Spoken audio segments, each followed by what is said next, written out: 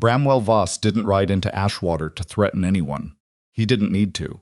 He simply walked into Calloway's Mercantile on a Tuesday morning, set a folded document on the counter in front of the owner, and said, loud enough for everyone in the store to hear, "That woman sitting on the depot bench?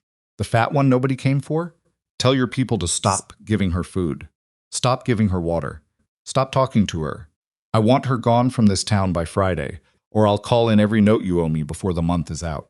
Then he picked up his hat, smiled at the two women standing near the flour sacks who had heard every word, and walked back out into the sunshine like he'd done nothing more consequential than check the weather.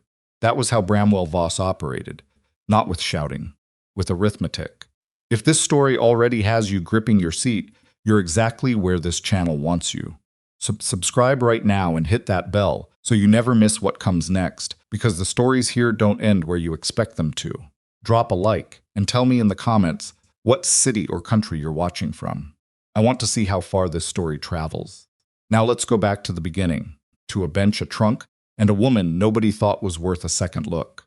The eastbound train had come and gone 3 times since Lydia Marlowe arrived in Ashwater, Montana Territory, and each time it pulled away from the platform, she told herself the same thing: one more day. She had been telling herself that for 3 days. Her trunk sat beside the bench like a patient animal, brass latches gone dull in the August heat. Inside it were 2 dresses suitable for Sunday, a wool coat she'd need come October, her father's woodworking tools wrapped in oilcloth, and a small bundle of letters tied with kitchen twine, 41 of them, written in a careful slanted hand she had memorized, so completely she could have recited passages while sleeping. Lydia wasn't sleeping much. The bench was hard, and the station agent, a narrow man named Pruitt, with a permanent expression of mild displeasure, had stopped pretending not to watch her after the first night. By the second morning, he'd brought her a tin cup of water without being asked, set it on the bench without speaking, and walked back inside. She didn't know if it was kindness or pity, and she told herself it didn't matter. It mattered. She was 28 years old. She had spent 6 years teaching the children of Pennsylvania coal miners to read and cipher and behave like people who deserved to take up space in the world. She had saved carefully. She had corresponded for 8 months with a man named Warren Pike, who described himself as a cattleman of modest means and decent character, who wanted a practical woman for a practical life, who had written in his 14th letter, "I am not a man who prizes appearance above substance, Miss Marlowe. I believe a woman's worth lives in her mind and her hands." She had read that sentence so many times the paper had softened at the fold. She had believed it. She had boarded a train in Philadelphia, carrying 41 letters and everything she owned, and ridden west for 11 days believing it. Warren Pike had not been at the station. He had not sent a message. He had not appeared on the first day, or the second, or the third morning. And by now, Lydia understood with a cold and terrible clarity that he was not coming. The understanding had arrived the way bad news usually does, not as a single blow, but as a slow pressure, like water rising in a basement, inch by inch, until you couldn't pretend anymore that the floor wasn't wet. The women of Ashwater had made their own calculations about why. Lydia heard them.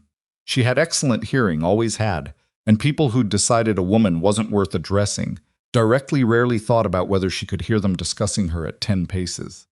"Well, you can't blame him entirely," said a woman in a yellow bonnet, speaking to her companion outside the dry goods store on the second afternoon.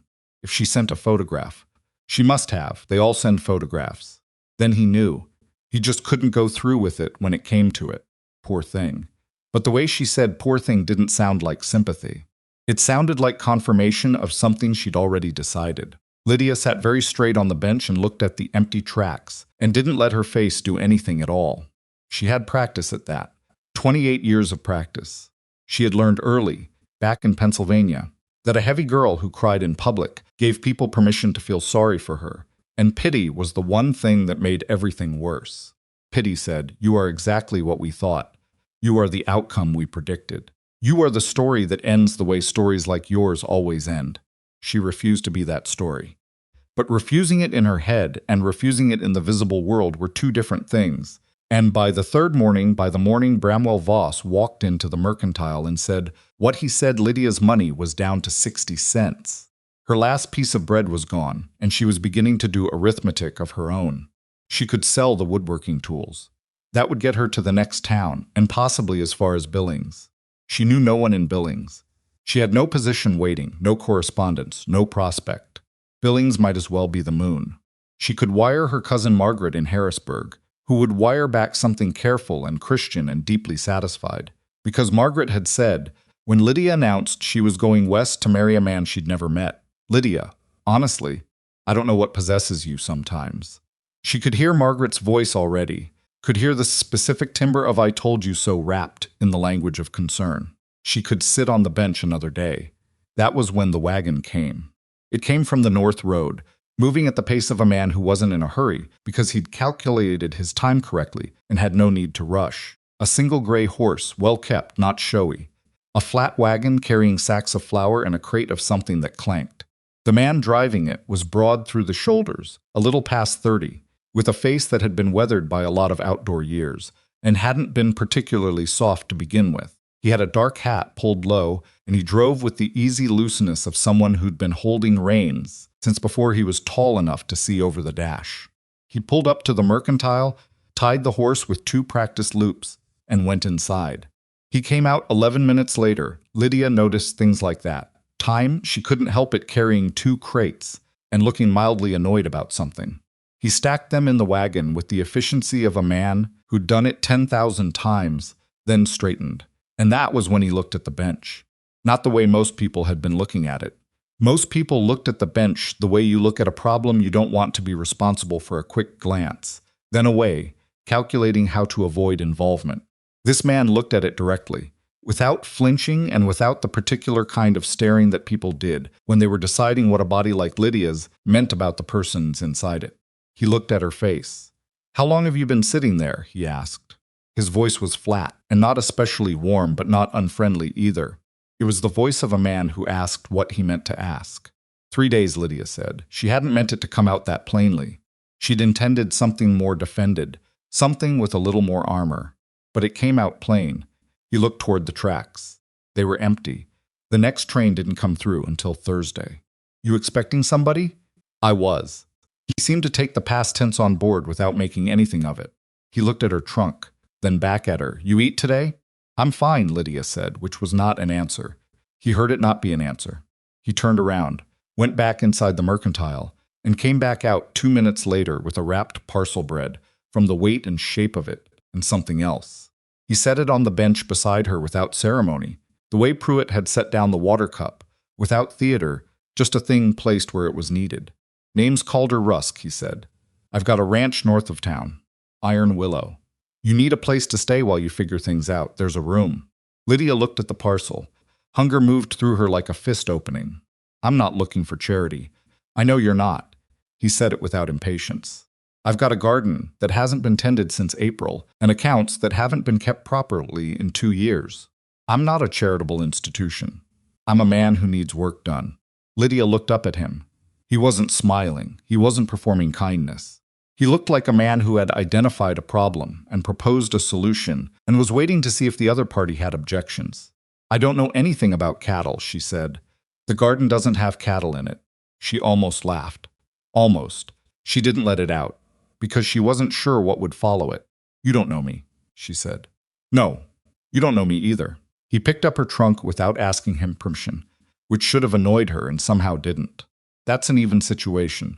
He put the trunk in the wagon. He walked around to the driver's side, climbed up, and looked back at her. "Come home," he said. 2 words, no flourish, no promise of anything more than what he'd said. Lydia Marlowe stood up from the bench, picked up the parcel of bread, and got in the wagon. She did not know, as the wagon rolled north out of Ashwater, that Bramwell Voss had watched her leave from the window of his attorney's office across the street. She did not know that he'd made a note of it, and that the note was filed away for later.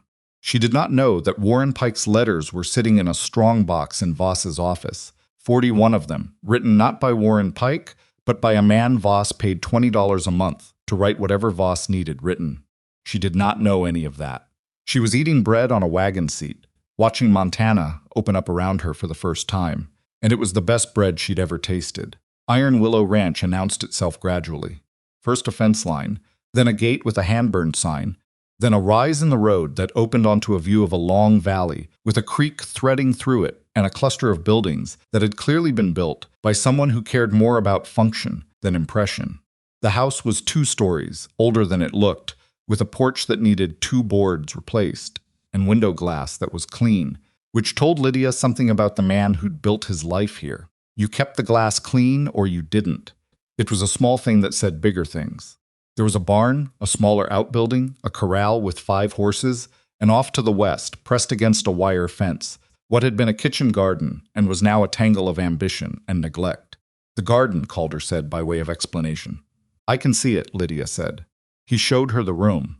It was on the 2nd floor, east-facing, with a window that looked over the valley.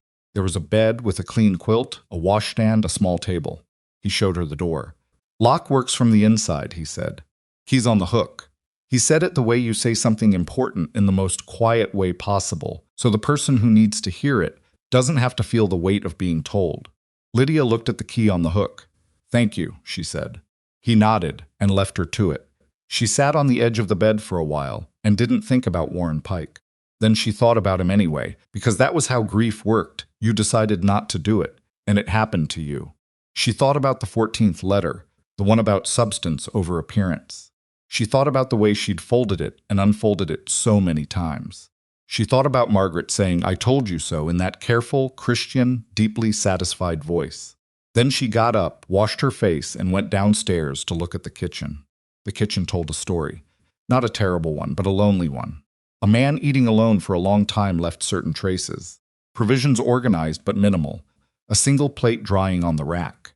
A coffee pot used so often the handle was worn smooth. She opened 3 cupboard doors before she found where the flour was kept, which was in the wrong cupboard, but that was information, not a problem. Calder came in from outside and stopped when he found her already working. I didn't mean tonight, he said. I'm not doing it for you, Lydia said. I haven't eaten a proper meal in 3 days, and I cook better than I eat bread in a wagon. Something moved at the corner of his mouth. Not quite a smile. I'll get more wood, he said. They ate supper that first night, mostly in silence, which was not uncomfortable, the way silence usually is between strangers. It was more like 2 people taking each other's measure carefully and deciding to save the questions for later. The food was good salt pork, fried potatoes, a gravy she made from the drippings, because wasting drippings was something she had never in her life been able to do. Calder ate everything on his plate and didn't say anything excessive about it, which she respected. How long have you been running this place alone? She asked. 6 years, give or take. What happened 6 years ago? He looked at her across the table, measuring something. My partner left, he said. Took some money that wasn't entirely his to take and went to Wyoming. The ranch almost went with him. Almost, Lydia said. Almost, he agreed. She didn't press it. There was more there. She could hear it the way you hear a word someone means to say and swallows, but pressing strangers about old wounds on the first night was not something she did. She washed the plates. He dried them. That division happened without discussion, which she also filed away. The next morning she was up before he was, which she suspected surprised him, because she found him coming around the corner of the barn at 6 o'clock to find her already in the garden, pulling at the weeds that had taken over the southwest corner. You don't have to start today, he said. The weeds don't know that, Lydia said. He stood there a moment. I'm going to ride north to check the fence line. Be back by noon. Fine, she said. He didn't tell her to be careful or remind her about anything. He just went. She worked the garden for 4 hours. Her back complained, her hands blistered in 2 places, and she pulled more weeds than she'd expected because the bed was deeper than it looked, and the tangle went all the way down to the root systems of things that had been allowed to spread unchallenged for a season and a half. But underneath the mess, there was good soil, dark and receptive, the kind of ground that wanted to grow things, and had simply been waiting for someone to clear the way. Calder came back at noon and stood at the garden's edge and looked at what she'd done. Good soil, she said, not looking up from where she was staking what turned out to be a surviving row of green beans. My mother planted this, he said. She died 4 years ago. Lydia sat back on her heels and looked at him. He was looking at the garden, not at her. His face was doing something careful. I'm sorry, she said. She'd have had it cleared by February, he said. The weeds, I mean. She wouldn't have let it get like this. I imagine not, Lydia said. She went back to the stakes. He stood there a moment longer than was strictly necessary, then went inside to make coffee. The town of Ashwater came to a slow simmer about Lydia's presence at Iron Willow within about a week, which was roughly how long it took for the sheriff's deputy to mention it at the barber shop, the barber to mention it to 2 customers, and those customers to carry it home to their wives. The version that spread was not entirely accurate, which was not a surprise. It described Calder Rusk as a lonely man who'd taken in a stray, which was unkind to him. It described Lydia as desperate and possibly not very sensible, which was unkind in a different way, but for the same reason it made both of them manageable. Small, understandable. If Calder had taken pity on a woman nobody wanted, that was a thing people could categorize. If Lydia had grabbed the first offer she got because she'd been stranded, that was a thing people could categorize too. What nobody in Ashwater seemed able to categorize was the possibility that neither of those things was what had actually happened. The first time Lydia came into town 8 days after arriving at Iron Willow, on a Wednesday, with Calder's wagon and a list he'd given her, and a second list she'd written herself, she was aware of exactly how many people watched her walk from the wagon to the mercantile door. She counted 7. 3 made no effort to disguise what they were doing. She had put on her second-best dress and her good boots, not because she cared what they thought, but because she cared what she thought. And she went into Calloway's mercantile like a woman who had somewhere to be and a purpose for being there. The man behind the counter was Calloway himself, a heavy-set man with a neat mustache, and the eyes of someone who'd learned to watch a room without appearing to. He started, Miss Marlowe, Lydia said. I'm managing supplies for Iron Willow Ranch. I'll need to open an account. She set Calder's list on the counter. Mr. Rusk will settle the first balance on his next supply run. Calloway looked at the list. He looked at her. Then his eyes went to the window just briefly, but Lydia tracked the look, and she tracked where it went. Voss's attorney's office was across the street. I'm not sure I can, Calloway started. Is there a problem with Mr. Rusk's credit? Lydia asked. No problem with his credit. Calloway lowered his voice slightly. It's more a question of circumstances. What circumstances? He didn't answer that directly. He pulled at his mustache instead. Lydia set her own list beside Calder's. I'll also need these. I can pay cash for mine. Calloway looked at both lists. He was doing arithmetic. She could see him doing it. She let him do it. I can put together most of this today, he finally said. Good, Lydia said. He put together the order. She paid for her portion in coins from the folded cloth in her pocket and made a note of the total in the small book she'd brought for that purpose. Calloway watched her write the entry with the focused attention of a man filing something away. She was almost to the door when he said, quietly, behind her, Miss Marlowe. Be careful. She turned around. He wasn't looking at her. He was wrapping something at the far end of the counter, his back 3/4 to her. She stood in the doorway another moment. Thank you, Mr. Calloway, she said. She went out and loaded the wagon and drove back to Iron Willow, and she turned that 2-word warning over the entire drive home. Be careful. Careful of what? Careful of whom? She knew Calder had a land dispute. He'd mentioned it on the 3rd evening at supper, briefly, the way a person mentions a persistent headache, not dramatically, as something present that would require attention eventually. A man named Voss had filed a competing claim on the northern pasture. There was a creek involved.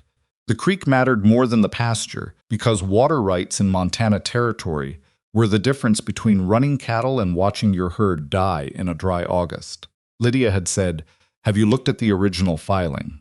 Calder had said, My lawyer looked at it. Lydia had said, What did he say? Calder had said, He said it's complicated. Lydia had thought, Complicated is what lawyers say when they haven't found the answer yet, or when they've found it and don't like it. She hadn't said that out loud. Not yet. But the night she got back from town with Calloway's warning sitting in her chest, she went to the shelf in the front room where Calder kept his papers. She'd noticed them on her 3rd day, a leather portfolio, battered, with a length of cord wrapped around it. Is this the dispute paperwork? She asked. Calder was at the table with a cup of coffee and a look of mild resignation. You found it already. It was on the shelf. Most people don't look at the shelf. I look at shelves, Lydia said. She brought the portfolio to the table. Calder watched her unwrap the cord. My lawyer says the claim dates are the issue, he said. Voss filed a boundary notification, says it supersedes. Let me read it, Lydia said. He stopped talking. She read. She read for 40 minutes, which was longer than she'd expected, because there were 4 documents and each one referenced a different statute and a different set of dates, which was the kind of thing designed to make a person dizzy enough to stop reading. She didn't stop. She had taught arithmetic to 12-year-olds who didn't want to learn it. She could hold multiple numbers in her head at the same time and track where they contradicted each other. Calder refilled his coffee and sat back down and waited. He was good at waiting. She noticed that about him, that he had the patience of a man who'd spent years making decisions in his own time and didn't feel the need to fill silences with words. She found it on page 3 of the second document. She read it twice to make sure. Then she set the paper down and looked at Calder. Their deadline claim, she said. The statute they cited. Article 12, Section 4 of the 1882 Territorial Land Act. That's what my lawyer said. When does Voss's attorney say the notification period expired? Calder pulled a letter from the pile. March 14th. What date was the notarized filing registered? He found the document. February 28th. Lydia put her finger on page 3. Article 12. Section 4 was amended in December of 1883. The amendment changed when the notification clock starts. Under the original statute, it starts from the date of registration. Under the amendment, it starts from the date of certified delivery to the property holder. Calder looked at her. Certified delivery. When were you served? He shuffled through the papers. His jaw tightened slightly. April 3rd. Lydia sat back in her chair. Voss's lawyers cited the amended statute, she said, but they calculated the deadline using the original statute's start date. If the clock starts April 3rd, the notification period doesn't expire until June 3rd. Calder was very still. My lawyer didn't catch this, he said. Your lawyer may not have pulled the 1883 amendment, Lydia said. Or he may not have cross-referenced the calculation. She paused. Or someone may have told him not to. The silence in the kitchen was a different quality now, heavier. That's a serious thing to suggest, Calder said. I know that, Lydia said. I'm suggesting it anyway. He looked at her for a long moment. Then he picked up the documents and looked at the relevant sections himself, following what she'd laid out, tracing the thread of it. She watched him read. She watched the moment he found it. His face didn't change dramatically, but something around his eyes went very quiet. I need to get to the Territorial Land Office, he said. You need to get there before Voss does, Lydia said. I'd go tomorrow. He nodded. He gathered the papers carefully. You were a school teacher, he said. Yes. For how long? 6 years. In Pennsylvania, yes. He put the papers back in the portfolio and wrapped the cord. He didn't say anything else, but he set the portfolio down deliberately, like something that mattered. I'll leave at first light, he said. Lydia washed the coffee cups and went up to her room. She lay on the bed and stared at the ceiling and thought about Calloway saying, be careful. She thought about the way his eyes had gone to the window and the direction of that look. She thought about 41 letters written in a careful hand she'd memorized. She thought, something is not right about those letters. She didn't know yet what it was. She just knew she'd been a teacher long enough to recognize when a student was performing understanding rather than possessing it. Warren Pike's letters had that quality. They'd had that quality from the beginning, and she'd explained it away because she'd wanted to, because the alternative was harder to carry. The alternative was that she'd never been the destination. She'd been the instrument. She lay still and let that thought sit on her chest like a stone, because she'd learned that you couldn't move through a hard thing by pushing it away. You had to let it settle and then decide what you were going to do with the weight of it. Outside the window, the valley spread out dark and wide under a sky crowded with stars. Iron Willow. She said the name quietly in the dark, to no one. Whatever was coming, and something was coming, she could feel the shape of it, the way you feel weather. Before it arrives, she would need to be ready. She turned on her side and let herself sleep. Calder left for the Territorial Land Office before sunrise, which meant he was gone before Lydia came downstairs, which meant she had the ranch to herself for a long day.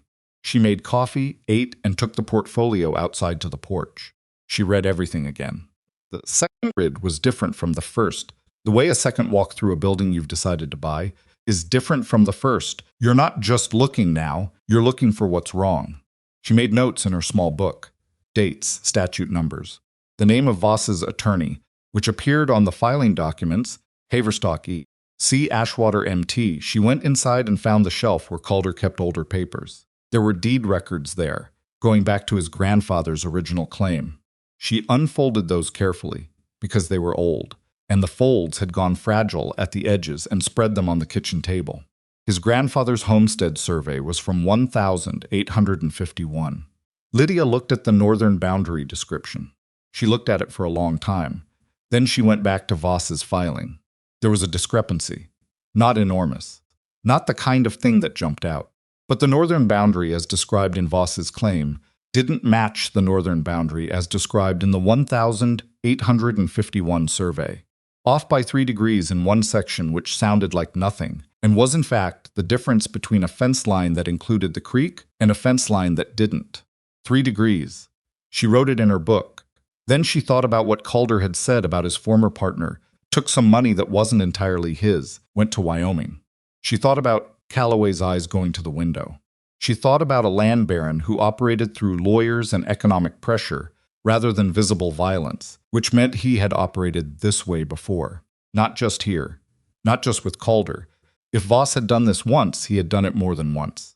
Which meant there were other documents, other surveys, other ranchers who'd been squeezed the same way, with the same tactics, using the same legal sleight of hand. Lydia sat at Calder's kitchen table, with the morning coming through the east window, and thought about what kind of woman she intended to be here.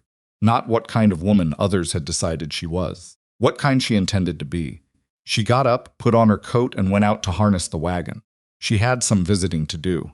The Hennessy place was 4 miles south, which she knew because she'd overheard Calder mention it while talking to one of the ranch hands, a taciturn young man named Dix, who had apparently worked Iron Willow since he was 16 and communicated primarily in nods and occasional 3-word assessments. Calder had said something about the Hennessys losing their east meadow 2 years back. Dix had nodded.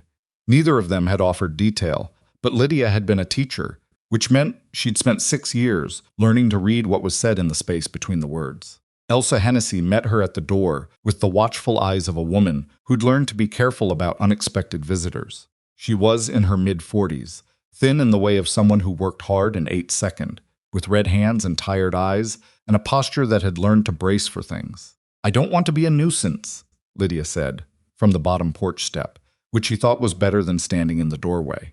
"I'm Lydia Marlowe. I'm staying at Iron Willow Ranch. I'm trying to understand something about land records in this area, and I wondered if you'd be willing to talk to me." Elsa looked at her for a long moment. "Come inside," she said. The Hennessy kitchen was clean and sparse and smelled like bread just finished cooling. Elsa's husband, Ned, sat at the table. He was older, slower, with the particular quality of a man whose confidence had been knocked out of him and hadn't entirely found its way back. They told her about the East Meadow. Haltingly, with the specific reluctance of people who'd found that telling the story didn't make anything better. A boundary dispute 2 years ago. Their lawyer had told them they couldn't win. The claim filing had a deadline they'd missed. The meadow was gone. "What attorney handled your case?" Lydia asked. Ned looked at her. "Fella named Haverstock." Elsa's jaw tightened. Lydia wrote it down in her book. "Did you keep copies of the original filings?" Elsa went to a box on the shelf. She hadn't thrown them out. That told Lydia something. She spread the Hennessy documents beside her notes on Calder's case. The attorney of record on both disputes was the same. The statute cited in both disputes was the same. The calculation error notification clock starting from registration rather than delivery was present in both. Lydia sat very still. "Mrs. Hennessy," she said, "are there other families in this area who've had land boundary disputes in the last 5 years?" Elsa looked at her husband. "3 that I know of," she said. "Possibly more." Lydia looked down at her notes. Something much larger than one man's land dispute was taking shape in her book. She thanked the Hennessys and drove back to Iron Willow as the sun was beginning to fall, and she sat on the porch and waited for Calder, and when she heard his horse on the north road, she went to meet him at the gate. He came through looking tired and wary, and something else, something that had shifted in his face since morning. "I verified the amendment," he said, dismounting. "You were right about the deadline calculation. What did the land office say?" "They said it's complicated." His mouth compressed. "Same word my lawyer used. Of course it is," Lydia said. He led the horse toward the barn. Lydia walked beside him. "There's something else," she said. He glanced at her. "I went to see the Hennessys today." He stopped walking. "The Hennessys lost their East Meadow," he said slowly. 2 years ago. Same attorney, same statute, same calculation error." She paused. Calder, this isn't a dispute. This is a pattern. He stood with his horse between them and the barn, and she watched what that word pattern did to his face. Did something careful, and then something harder, the way ground freezes. How many families, he asked. 3 I know of. Possibly more. He was quiet for a long time. This changes things, he said. It changes everything, Lydia said. He looked at her over the horse's neck. You went out to find this today, he said. You didn't have to. Yes, I did, Lydia said simply. She wasn't sure she could explain what she meant by that. She meant that she had spent 28 years being told, in ways loud and quiet, that her presence was a problem to be managed too much body, too much opinion, too much stubbornness, and that Iron Willow had given her, for the first time in longer than she could account for, a place where her presence might be the answer to a problem instead of the problem itself. She wasn't going to waste that. She turned toward the house. Come eat, she said. I made supper an hour ago. It's keeping warm. Calder unsaddled his horse and she went back to the kitchen. Outside, the Montana night came down full and quiet over the valley, and somewhere to the south, in a fine house in Ashwater, Bramwell Voss sat with his attorney and a map of the territory, marking things with a pencil, and he was not thinking about Iron Willow at all. He would be soon enough. The morning Lydia drove back to the Hennessy place a second time, she brought her notebook and a question she hadn't known how to ask on the first visit. Elsa Hennessy opened the door before Lydia had fully stopped the wagon, which meant she'd been watching the road. That told Lydia something too. I thought you might come back, Elsa said. I should have asked this the first time, Lydia said, climbing down. When Voss's attorney filed the competing claim on your East Meadow, did anyone from your family actually receive a certified notice? Signed receipt? Delivered in person? Elsa stood in the doorway with her arms folded, and something moved behind her eyes. Not surprise. Something more like the specific expression of a person who has been waiting for the right question for 2 years. No, she said. They posted at the land office and said that counted. Did your lawyer tell you that was legal? Our lawyer told us a lot of things, Elsa said. The flatness in her voice carried weight that had been accumulating for a long time. Lydia wrote it in her book. Can I ask who your lawyer was? Elsa's mouth went thin. Man named Pruitt, over in Caldwell. Voss recommended him. Lydia's pen stopped moving. She looked up slowly. Voss recommended your lawyer, she said. He did. Said Pruitt was a fair man who understood territorial law. Elsa's jaw tightened. We were new here. We didn't know better. Lydia looked down at her book. She had 3 names now. 3 families, 3 disputes, 3 cases where the same fundamental calculation error had been used to manufacture an expired deadline that hadn't legally expired at all. And now she had something worse than a pattern. She had the shape of something deliberate. Mrs. Hennessy, she said carefully, I think you should hold on to those documents. I've held on to them for 2 years, Elsa said. Ned wanted to burn them. I told him no. You were right not to. Elsa looked at her for a long moment with the particular assessment of a woman who'd learned to distinguish between people who meant what they said and people who were just passing through. Are you going to do something about this? She asked. I'm going to try, Lydia said. She drove back to Iron Willow thinking about the word Elsa had used. Recommended. Voss had sent struggling families to a lawyer who served Voss's interests while appearing to serve theirs. The cost of fighting a boundary claim was too high for most small ranchers to sustain, especially when the lawyer they trusted told them the fight was lost. So they signed, or they stopped paying, or they simply wore out and walked away. It was elegant in the way that cruelty is sometimes elegant, self-concealing, self-sustaining, leaving no obvious fingerprints. Lydia turned the wagon north and pressed the horse a little harder than she needed to. She wanted to get back to those land records. Calder found her at the kitchen table that evening, with 4 sets of documents spread out, and her notebook open to a page dense with columns of dates and statute citations. He stood in the doorway and looked at the table the way you look at something that's grown significantly since you last saw it. You found more, he said. The Rafferty family south of Hennessy. And a man named Oakes, who sold his lower quarter 2 years ago at about 1/3 of what it was worth, because his lawyer told him the boundary claim would hold. She looked up. His lawyer was also recommended by Voss. Calder came to the table and sat down. He was dirty from the day's work, and he didn't bother cleaning up first, which she'd learned meant he was taking something seriously. Same attorney, Haverstock? No. Different attorneys, different cases. But the method is identical in every instance. She turned the notebook toward him. Same statute, same miscalculation, same compressed timeline. Calder, whoever is drafting these filings knows exactly what they're doing. This isn't a mistake that happens 4 times by accident. He looked at the columns. He was quiet for a while. How many families do you think have lost land this way? He asked. I don't know yet. These are just the ones I could reach in 2 days. She paused. I'd need access to the Territorial Land Office records to know the full picture. That's in Billings. I know where it is. He looked at her. I can't take you to Billings right now. I've got cattle to move next week and 2 of my hands are already stretched. I'm not asking you to take me, Lydia said. I can write to the office. Request copies of the relevant filings. It'll take longer, but it'll cover more ground. You know which filings to request? I know exactly which ones. She tapped the notebook. Any boundary claim filed in this county in the past 5 years, where Haverstock or Pruitt appears as counsel of record. And I want the original survey maps. All of them. Calder leaned back in his chair and looked at the ceiling briefly, then back at her. This goes further than my pasture, he said. Yes, she said.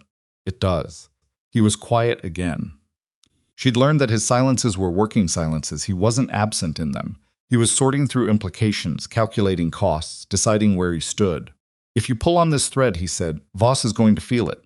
He's going to push back. I know that. He has money and lawyers and 20 years of operating this way without consequence. He wasn't saying this to discourage her. He was saying it the way you say a thing that needs to be acknowledged before you walk past it. That's not nothing. No, Lydia said, it's not nothing. She closed her notebook. But he doesn't know I'm pulling on it yet, and that matters. He studied her face. You're not afraid, he said. Not quite a question. She thought about answering that honestly and decided to. I am afraid, she said. I'm afraid every other day. I'm afraid this is bigger than I can handle, and that I'm going to pull on that thread, and it's going to pull back hard, and I don't know what that looks like. She met his eyes. But I've been afraid of smaller things for most of my life, and those things never killed me. Something shifted in his face, not admiration exactly. Something quieter than that. Write your letters, he said. I'll send them with the next mail run. He got up to wash before supper. Lydia opened her notebook again and started on the first letter to the Territorial Land Office, and she wrote it carefully because the language you used when requesting official documents mattered, and she wanted the language exactly right. The first sign that something had changed in Ashwater came 9 days later, in the form of a feed delivery that didn't arrive. Calder had been expecting 2 tons of supplemental feed before the end of the month. The supplier was a man named Gareth Foss, not related to Voss. The name was a coincidence that had mildly amused Calder when he first noticed it, who ran a feed operation out of a warehouse 2 miles south of town and had been supplying Iron Willow without incident for 7 years. The wagon didn't come on Thursday. Calder sent Dix to check on Friday morning. Dix came back at noon, with the flat, careful expression of someone carrying news they don't want to deliver. Foss says his supply is shorted, Dix said. Shorted how? He confirmed the order 2 weeks ago. He says his supplier didn't come through. Dix paused. He also says he's not sure when he can reschedule. Calder looked at Dix for a moment. Did he say anything else? Dix picked at the edge of his hat. He said sorry about the trouble. Said it was out of his hands. Lydia was at the porch railing, where she'd been shelling beans, and she heard all of it. She set the bowl down. Out of his hands, she said. Dix looked at her, nodded once. She went inside and got her coat. Calder was already at the barn, and she caught him before he saddled a horse. Don't go into town today, she said. He turned around. I need to sort out the feed situation. I know. But if you go in angry, Foss is going to say even less than he said to Dix, and you're not going to learn anything useful. Let me go. He looked at her. You think this is Voss, he said. I think it's interesting timing, she said. I requested those land office records 10 days ago. If Voss has any contact at the land office, and a man who operates the way he does, he may have been notified about the request. Calder's jaw tightened. He's squeezing the suppliers, he said. He's testing how fast it hurts, Lydia said. That's what men like that do first. They find out where the pain is before they apply it systematically. She held his gaze. Let me go talk to Foss. I'm just a woman managing ranch supplies. He'll talk to me differently than he'll talk to you. He didn't like it. She could see that. But he was a man who'd built a life on practical decisions, and he made one now. Take Dix with you, he said. Fine, she said. Gareth Foss was a square, ruddy man who looked like he'd been assembled for durability rather than comfort. And when Lydia walked into his warehouse, he had the expression of someone expecting a more confrontational version of this visit. The fact that she wasn't confrontational seemed to throw him off slightly. "Miss Marlowe," he said. She'd met him once before on a supply run with Calder. He remembered her, which meant he was paying attention to things. "I already told the young man. The supply is shorted, yes," Lydia said pleasantly. She looked around the warehouse with what she hoped appeared to be casual interest. The shelves were not empty. She clocked that without pointing at it. "I was wondering if you could suggest another supplier we might contact in the short term. I'd rather solve the problem than assign blame for it." Foss blinked. "Another supplier," he said, "just as a stopgap. We have cattle coming off the summer pasture next month, and the feed situation needs to be sorted before then. Do you know anyone in Caldwell who might be able to help?" He scratched the back of his neck. "It's not really a supply problem," he said, and then stopped, as if he'd said more than he intended. "Oh?" Lydia said. He looked at the door, then at the shelves, then at her. "I've got supply," he said quietly. "I've got plenty of supply. But there are certain accounts I've been asked to deprioritize for the time being." "Asked by whom?" "He didn't answer that, Mr. Foss," Lydia said. "Iron Willow Ranch has been your customer for 7 years. Mr. Rusk pays his bills on time. He treats your people fairly, and he's never once given you cause for complaint. Whatever you've been asked, and whoever asked you, you should think carefully about what kind of business relationships you want to have and which ones you want to walk away from. Because the people who can pressure you into breaking a 7-year business relationship can probably pressure you in other ways too. That's the nature of that kind of arrangement." She said it quietly, not as a threat, as information. Foss looked at her for a long time. "I can have your order ready by next Wednesday," he said. His voice had gone a little rough. "Supply just came in. Unexpectedly." "That's very good news," Lydia said. "We'll expect delivery Wednesday morning." She turned to go. "Miss Marlowe," he said. She turned back. "Be careful," he said. The same 2 words Calloway had used. "I keep hearing that," she said. On the drive back to Iron Willow, Dix rode beside the wagon in his usual silence for about 2 miles. Then he said, without particular preamble, "Voss got to Morrison too." Lydia looked at him. "Morrison?" "Man who holds Rusk's cattle note. Comes due in December." Dix kept his eyes on the road. "I heard it at the feed store last week. Morrison's been approached about not renewing." Lydia absorbed this. "Does Calder know?" "Don't know what Calder knows," Dix said. "I know what I heard." She thought about that the rest of the drive. The strategy was becoming clearer. Cut the feed. Pressure the note holder. Frighten the merchants into pulling credit. Starve Iron Willow, economically without ever touching it directly. And do it fast enough that Calder would be forced to make decisions from a position of crisis rather than strength. Desperate men made desperate deals. That was the calculation. She told Calder that night. He sat with it for a while, the way he sat with things. "Morrison," he said, "I've had that note for 3 years. He's never given me trouble." "He probably doesn't want to give you trouble now," Lydia said. "But Voss holds something over him, or he's offering Morrison something too good to refuse. Either way, the note is a pressure point. If Morrison calls it in December and I can't cover it..." He stopped. "You lose, Iron Willow." He didn't say anything. "What's the balance?" Lydia asked. He told her. It was a number that took a long time to earn on a frontier ranch. Not impossible. Not comfortable either. "Can you cover it from the fall cattle sale?" she asked. "If the sale goes the way I'm planning, yes. Mostly." He rubbed the back of his neck.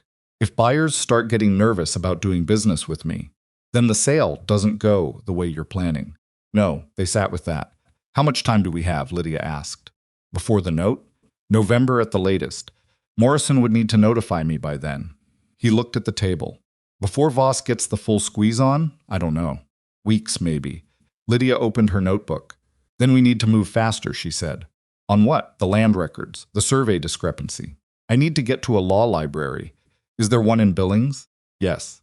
It's attached to the courthouse." "Can Dix manage the ranch for 2 days?" Calder looked at her. "You're talking about going to Billings yourself," he said. "I'm talking about both of us going. I need someone who knows the property boundaries to walk me through the survey questions. And you need to start building a formal record of what found before Voss can do anything to complicate the filing." She paused. "The cattle move isn't until next week. We have a window." He thought about it. 3 days, he said. It'll take 3 to do it right. 3 days, she agreed. He pushed back from the table and went to look at the calendar on the wall. He stood there a moment with his back to her. My grandfather built this ranch, he said. Not dramatically. Just as a fact that had weight. 40 years ago. He filed that original survey himself. Walked every inch of that northern boundary. I know, Lydia said. Voss's surveyors falsified the boundary description. That's what you're saying. That's what the 3-degree discrepancy says. Yes. He turned around. His face was controlled, but something behind it was not. My lawyer should have caught this 6 months ago, he said. Your lawyer may have been working with incomplete information, or he may have been working for someone else entirely. I don't know which yet. She held his gaze. But I know what the documents say.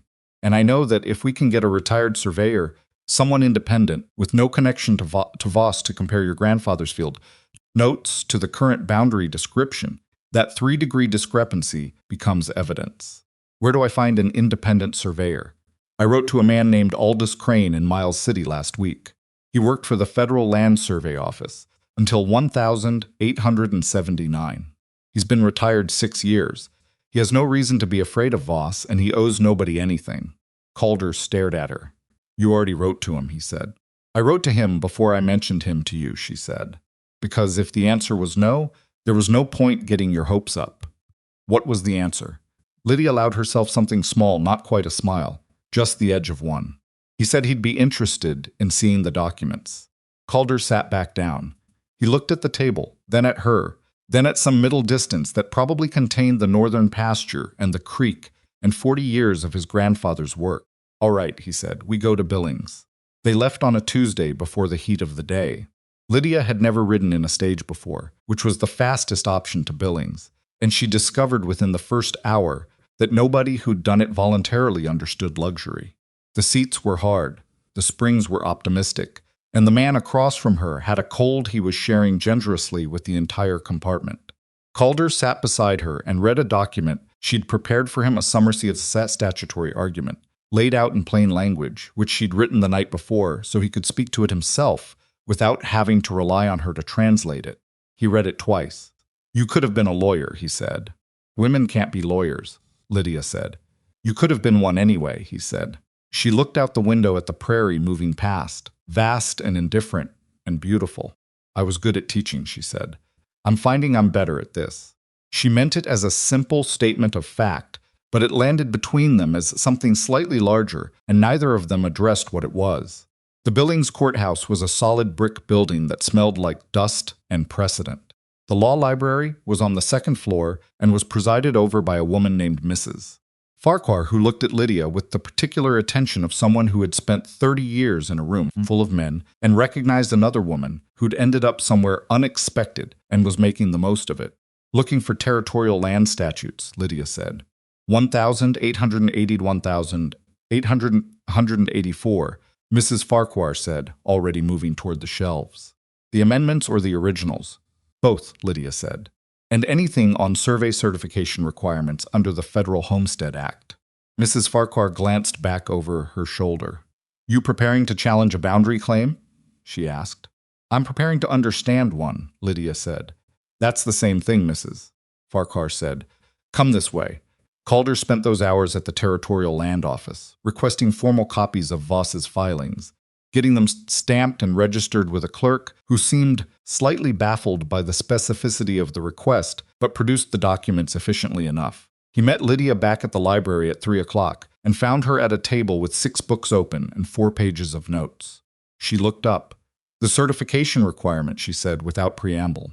Under the Federal Homestead Act, a boundary survey used in a legal challenge must be certified by a federally licensed surveyor. Voss's boundary claim uses a survey certified by a man named Clements.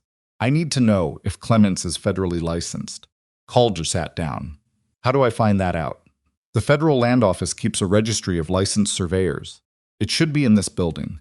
She handed him a note. Ask for this specific registry and look for Clements D.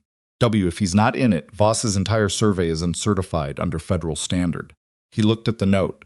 If he's not certified, he said slowly, then the boundary survey in Voss's claim isn't legally valid.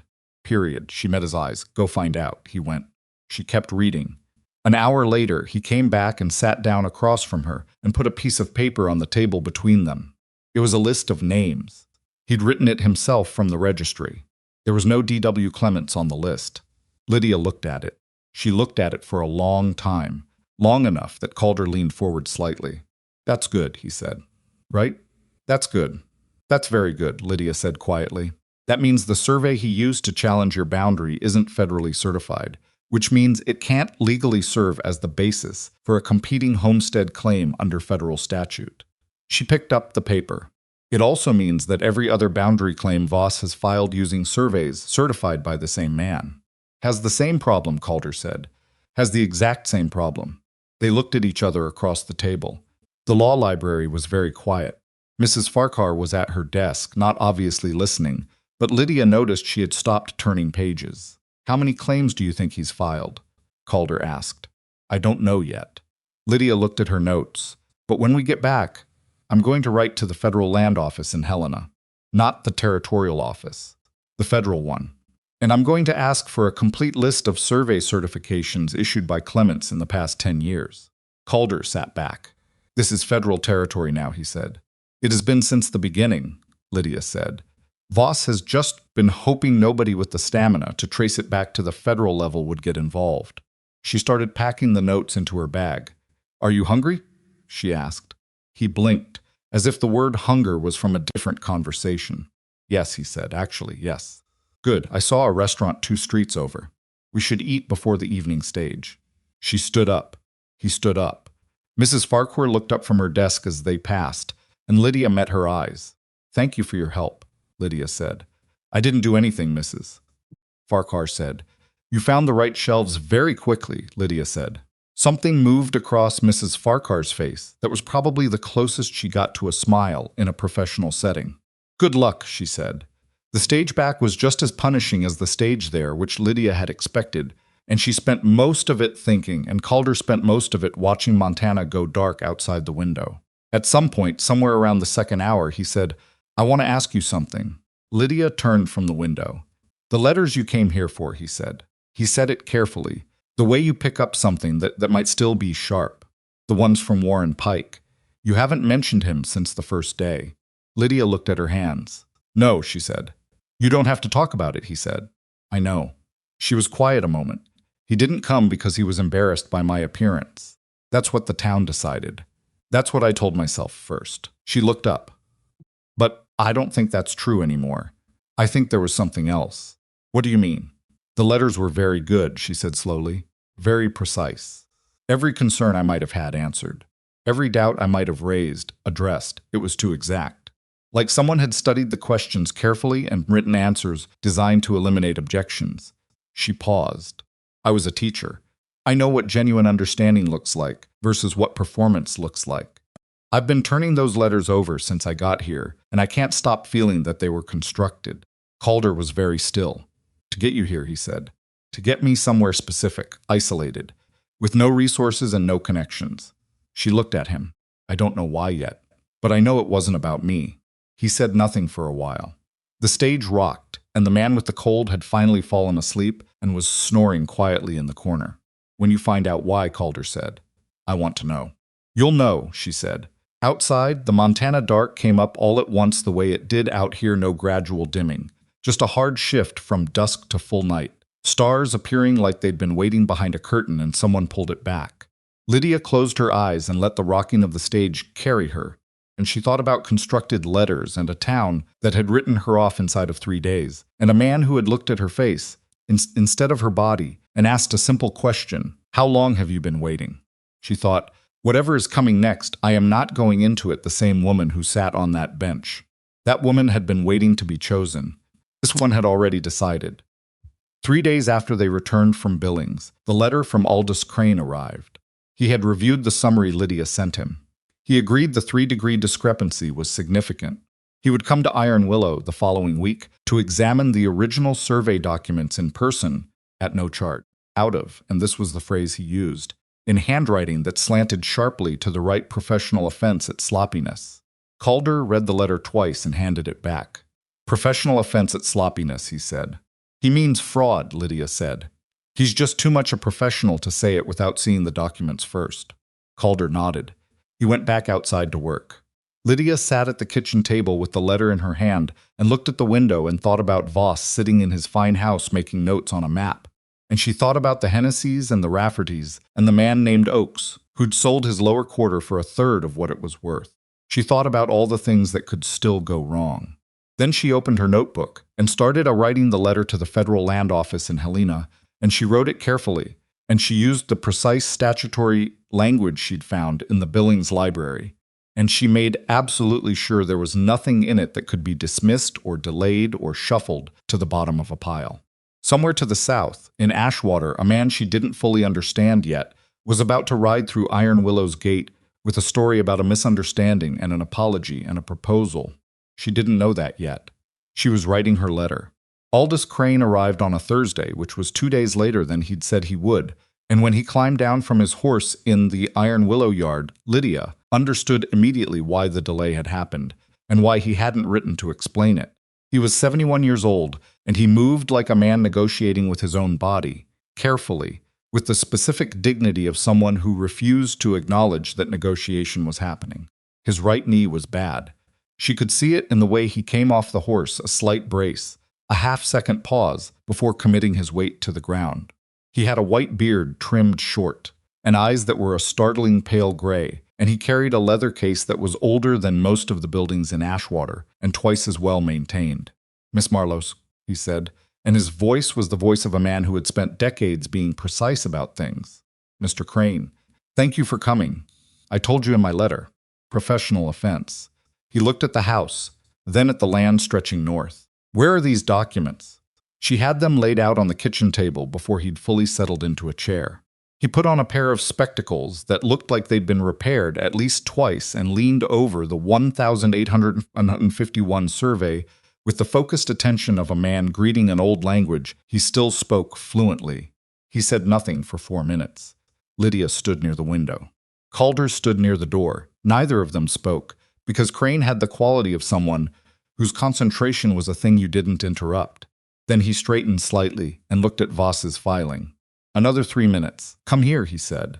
Lydia came to the table. He pointed to the northern boundary description in the original survey, her grandfather's document, the one with the faded ink and the fragile folds. "Your original line runs northeast along this drainage, terminates at the second stone marker, then bears due north 40 chains to the boundary post." He moved his finger to Voss's filing. "Their claimed line terminates at the same drainage but bears north-northeast, which shifts the entire upper boundary 3 degrees east. Do you see it?" "Yes," Lydia said. She'd seen it on her second read, but she wanted to hear him say it. "This is not a surveying error," Crane said. He took off his spectacles and looked at her directly. "A surveying error is 1 degree. Sometimes 2 in difficult terrain with older equipment. 3 degrees in a straight-line measurement on relatively flat ground, with no obstructions, that is a decision. Someone chose to write those numbers."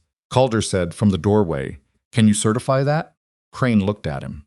"I can write an affidavit stating that in my professional assessment, the boundary description in the competing claim is inconsistent with standard surveying practice and inconsistent with the original federal homestead survey on file." He paused. "Whether a court finds that persuasive is a different question." "What would make it more persuasive?" Lydia asked. "The original field notes," Crane said. "If your grandfather kept field notes, the working documents from when the survey was done, not just the final registered copy, those would establish the intended boundary independently of the registered document. Filed notes are sometimes altered.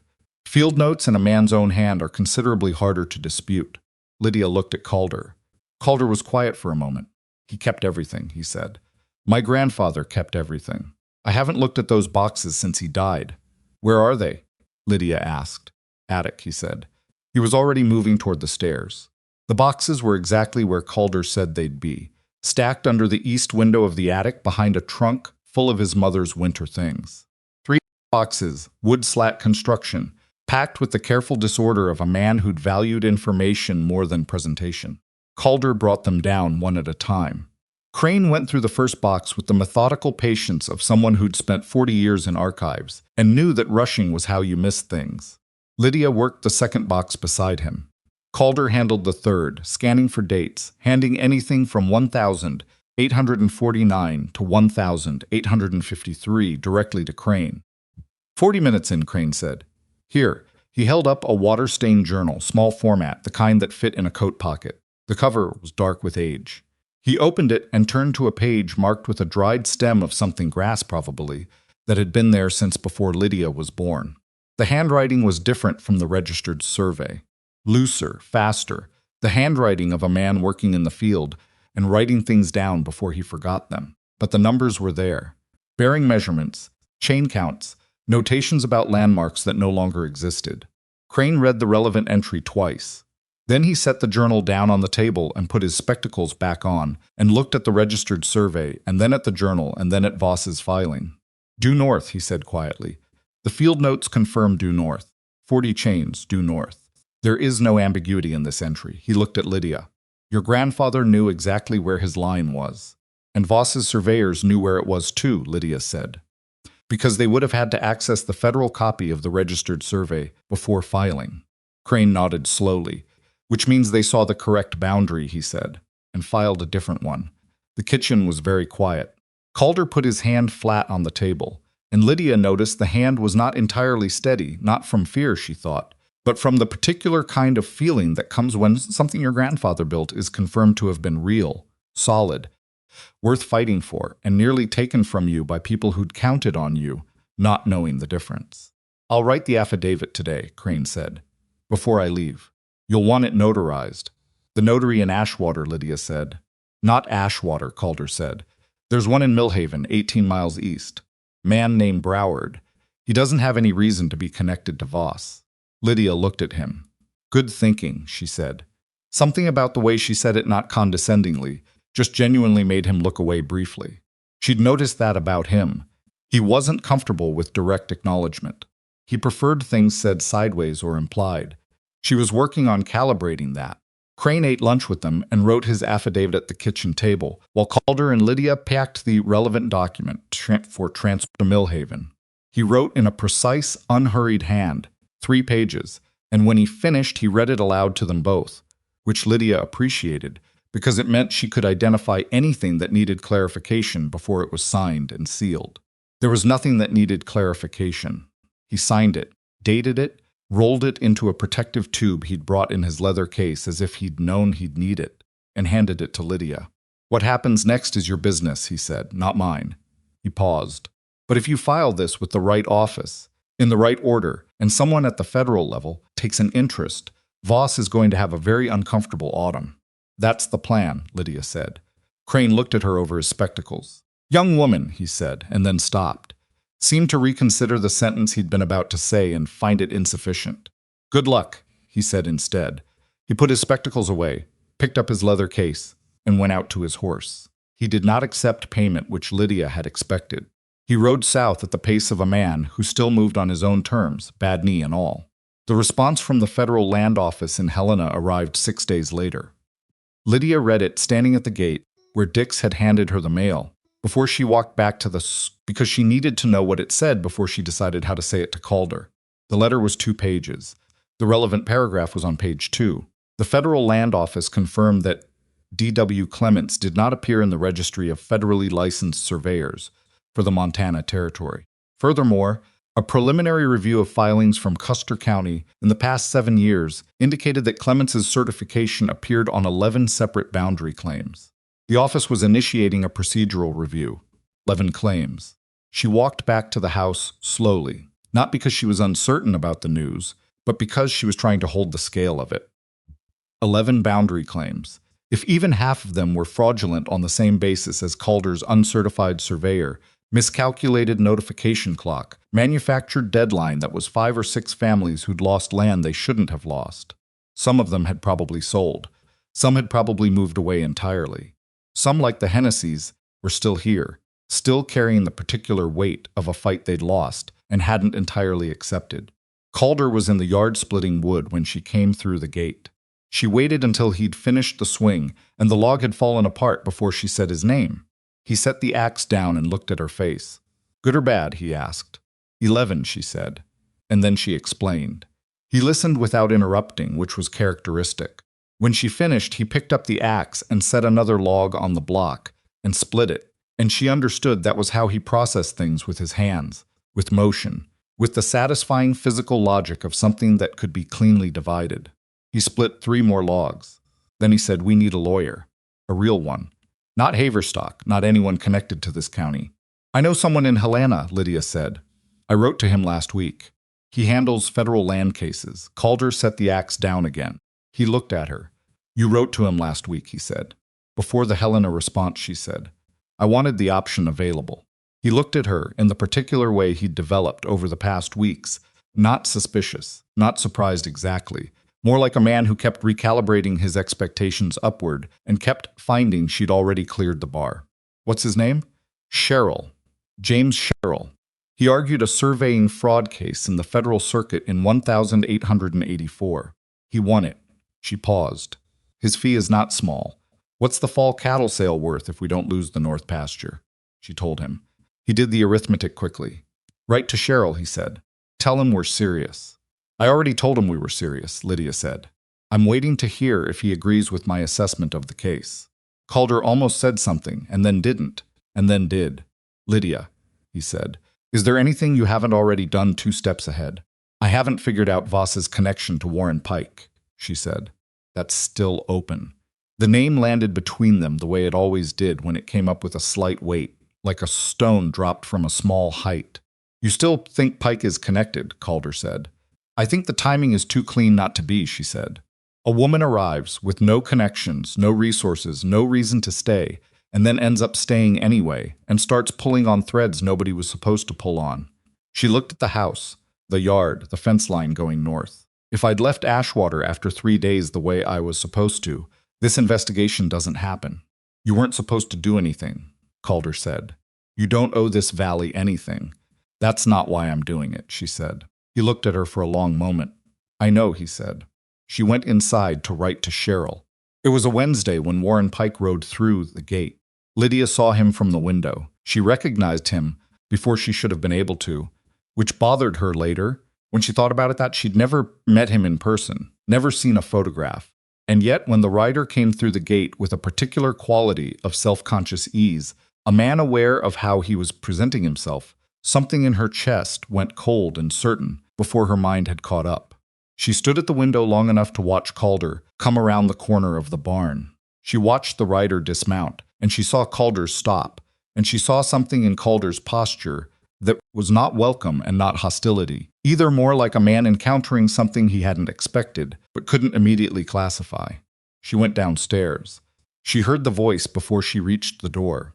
It was a pleasant voice, smooth and moderately warm, with the cadence of someone who practiced speaking in ways that were easy to listen to.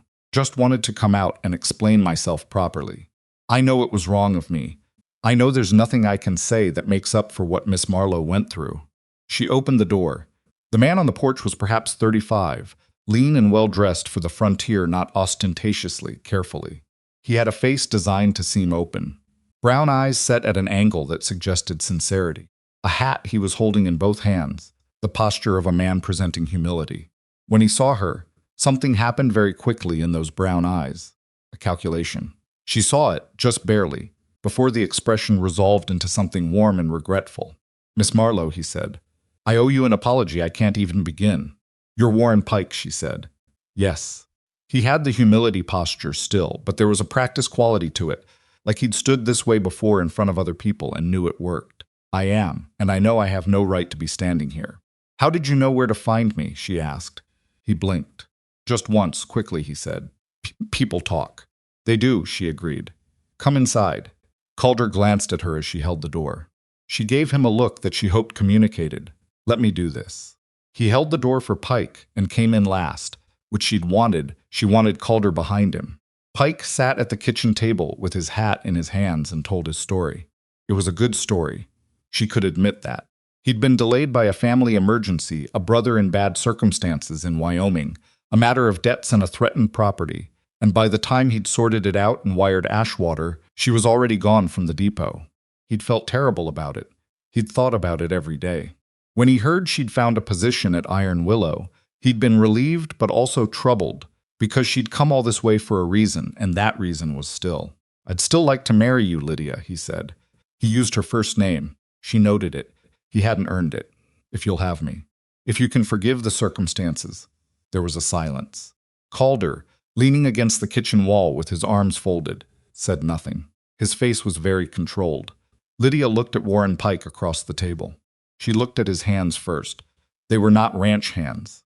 They were the hands of a man who rode and occasionally carried things but didn't do sustained, physical work, smooth at the palm, no specific calluses in the places 7 years of a cattleman's work would put them. She looked at his boots. Expensive. Not new worn in, but worn in the way city boots wear, at the sole, not at the toe and ankle the way riding boots wore on a man who spent real hours in the saddle. She looked at his face, and she thought about the letters. 41 letters. And she thought about the sentence that had stood out even at the time, even when she'd wanted so badly to believe all of it. I am not a man who prizes appearance above substance. Too precise. Too specifically targeted at the exact insecurity a woman in her position would carry. You know Calder's name, she said. Pike's eyes moved to Calder and back to her. I told you small town. You said his name when you arrived, she said.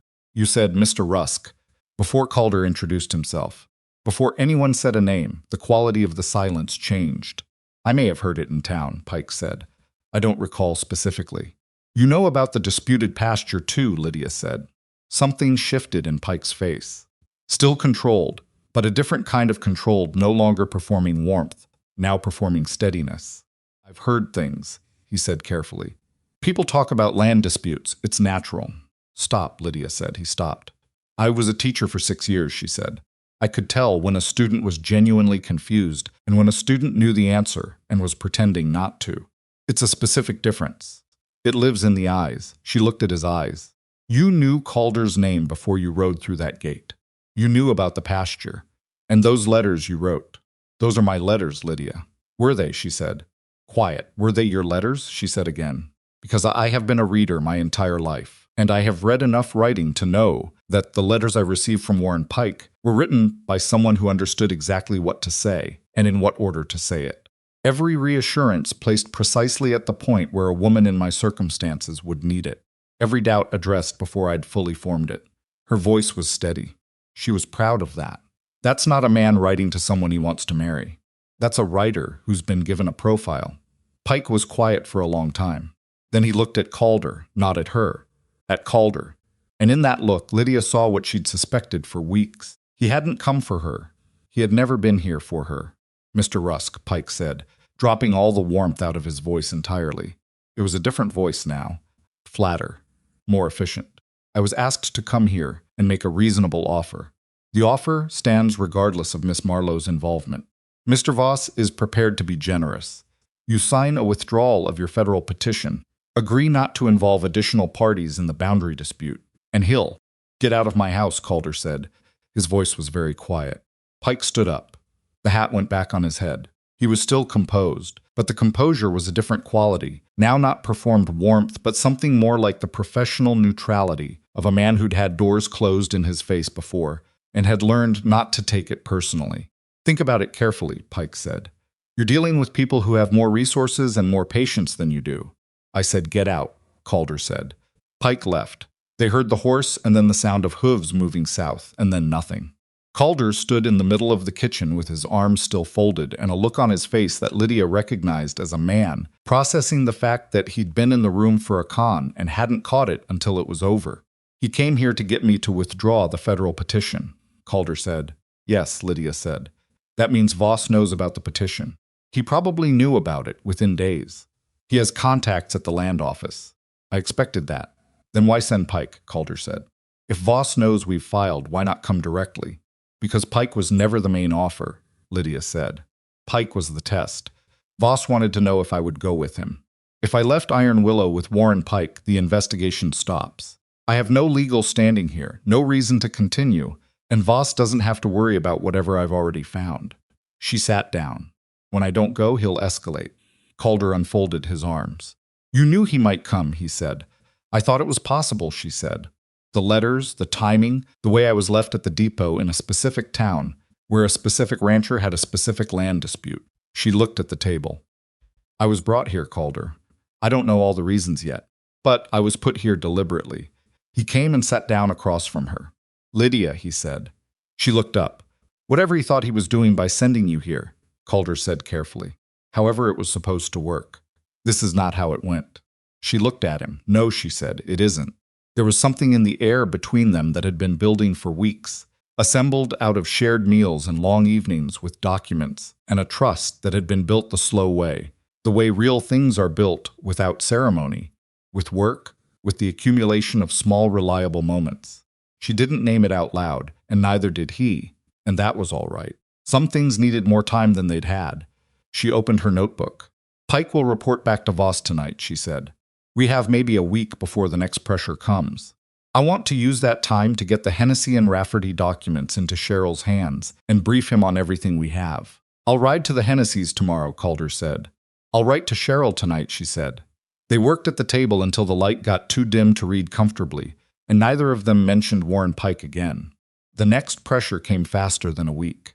It came in 4 days, in the form of 2 things arriving almost simultaneously, a notice from Morrison, the cattle note holder, informing Calder that due to changed business circumstances, he would not be renewing the note come December, and a visit from a deputy sheriff named Coates, who arrived on a Friday morning with a folded document and a look of discomfort.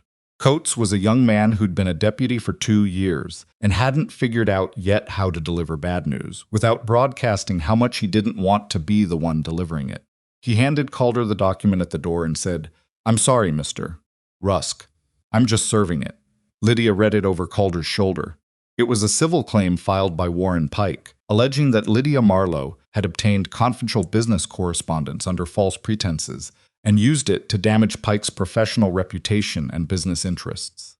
It named Calder Rusk as a co-respondent, alleging that Iron Willow Ranch had facilitated this damage by providing Lydia with shelter and resources.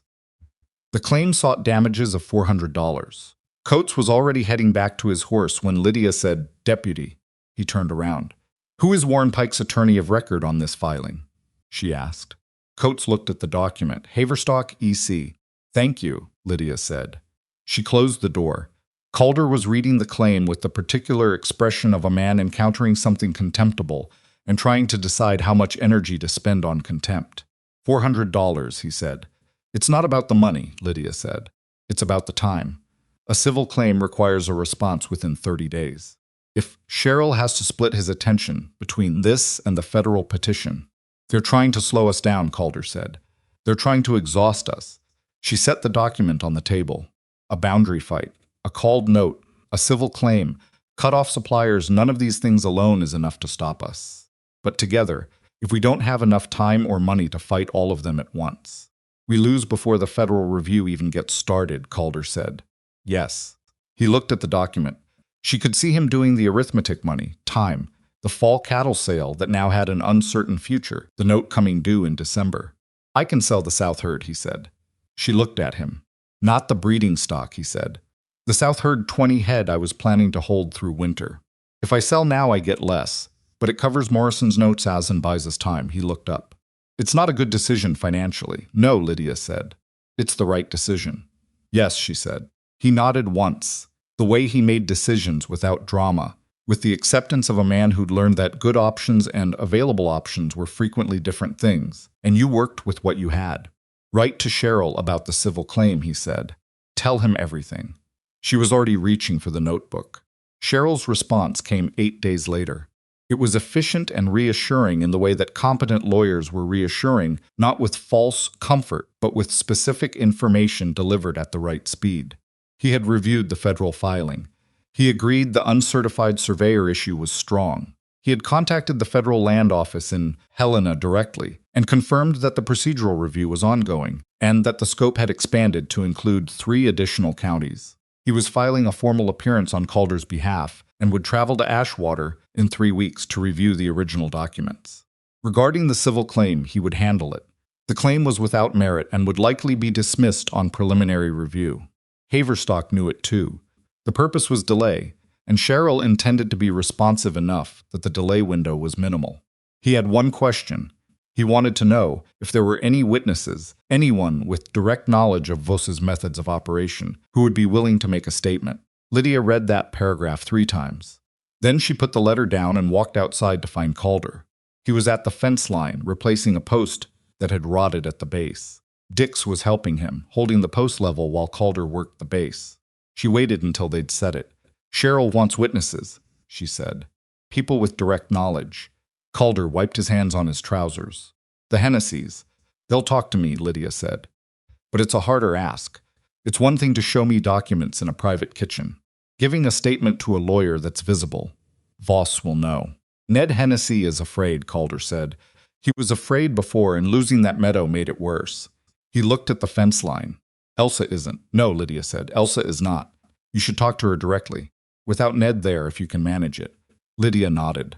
"I'll go tomorrow," she said. Dix, who had been holding the new fence post and apparently listening, said, "Rafferty will talk. He's been angry for 2 years. He just hasn't had anyone to be angry at in a useful direction." They both looked at him. Dix shrugged. "I went to school with his oldest boy. We talk. Can you arrange a meeting?" Lydia asked. "Already mentioned you might want to speak with him," Dix said. He said any time. Lydia looked at Calder. Calder looked at Dix. "When were you going to tell me this?" Calder said. Dix set down the fence post tamper, now he said. Lydia went to the Hennessy place the next morning and found Elsa alone, which she'd hoped for. Ned had gone to Ashwater for supplies, which meant she had an hour, maybe less. She said what she'd come to say directly, because Elsa was a direct woman who would not thank you for padding. Cheryl needs a statement. It doesn't have to go to court if the Federal Review produces enough independently. But having your account in writing the recommended lawyer, the notification date, the way the deadline was presented to you, it strengthens the picture considerably. Elsa sat at her table and looked at her hands. "Ned doesn't want to be involved," she said. "He thinks if we draw attention to ourselves." "I know," Lydia said. "You don't need Ned's statement. I'm asking for yours." Elsa looked up. "Just mine?" "Yours is enough," Lydia said. "You're the one who kept the documents. You're the one who knew something was wrong." Elsa was quiet for a long moment. Outside, a wind came through and moved the curtains at the window. "He sent us to that lawyer deliberately," Elsa said. "Didn't he?" "Pruitt, he was Voss's man the whole time." "That's what I believe," Lydia said.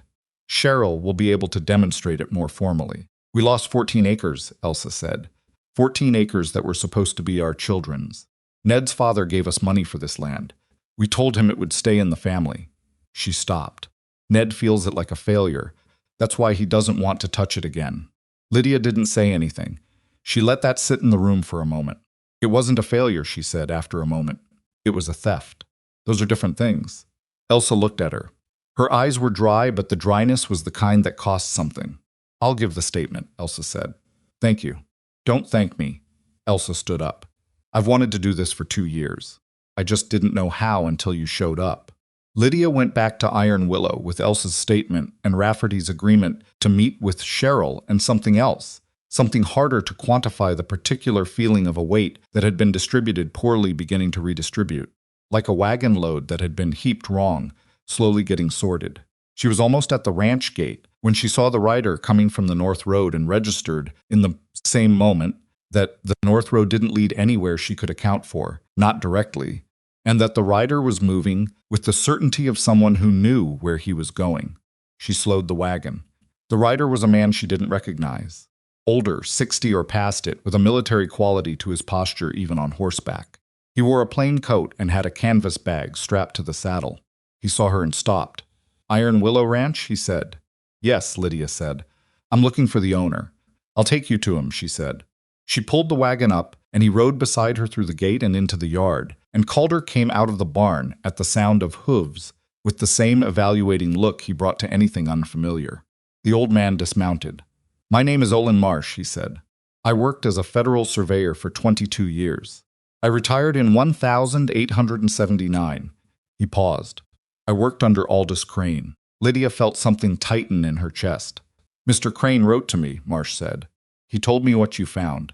The Clements certifications." He unstrapped the canvas bag from his saddle. "I worked with Clements. In 1877 and 1878, before he left the Federal Service." He held out the bag. "I have his field notes from those years, his real ones. And I have the certification he received, which was a provisional certification, never finalized." He was never fully licensed. Lydia got down from the wagon. She took the bag. It was heavier than it looked. "Why are you bringing this to us?" Calder asked. Marsh looked at him with the steady eyes of a man who'd made a decision and come a long distance with it and wasn't interested in being questioned about the decision now that he'd made it. "Because I signed off on Clemence's provisional certification," he said. "I recommended him for full licensure before I retired. He was rejected after I left. But the provisional certification was used. It appears it was used many times, and I didn't know that until Crane wrote to me." He looked at the bag in Lydia's hands. "I should have followed up. I didn't. I was retired and comfortable, and I didn't follow up." His jaw was tight. "So, here I am." Lydia looked at the bag. She looked at Calder. He was looking at her with an expression she didn't have a word for, yet something that held recognition in it, and something else.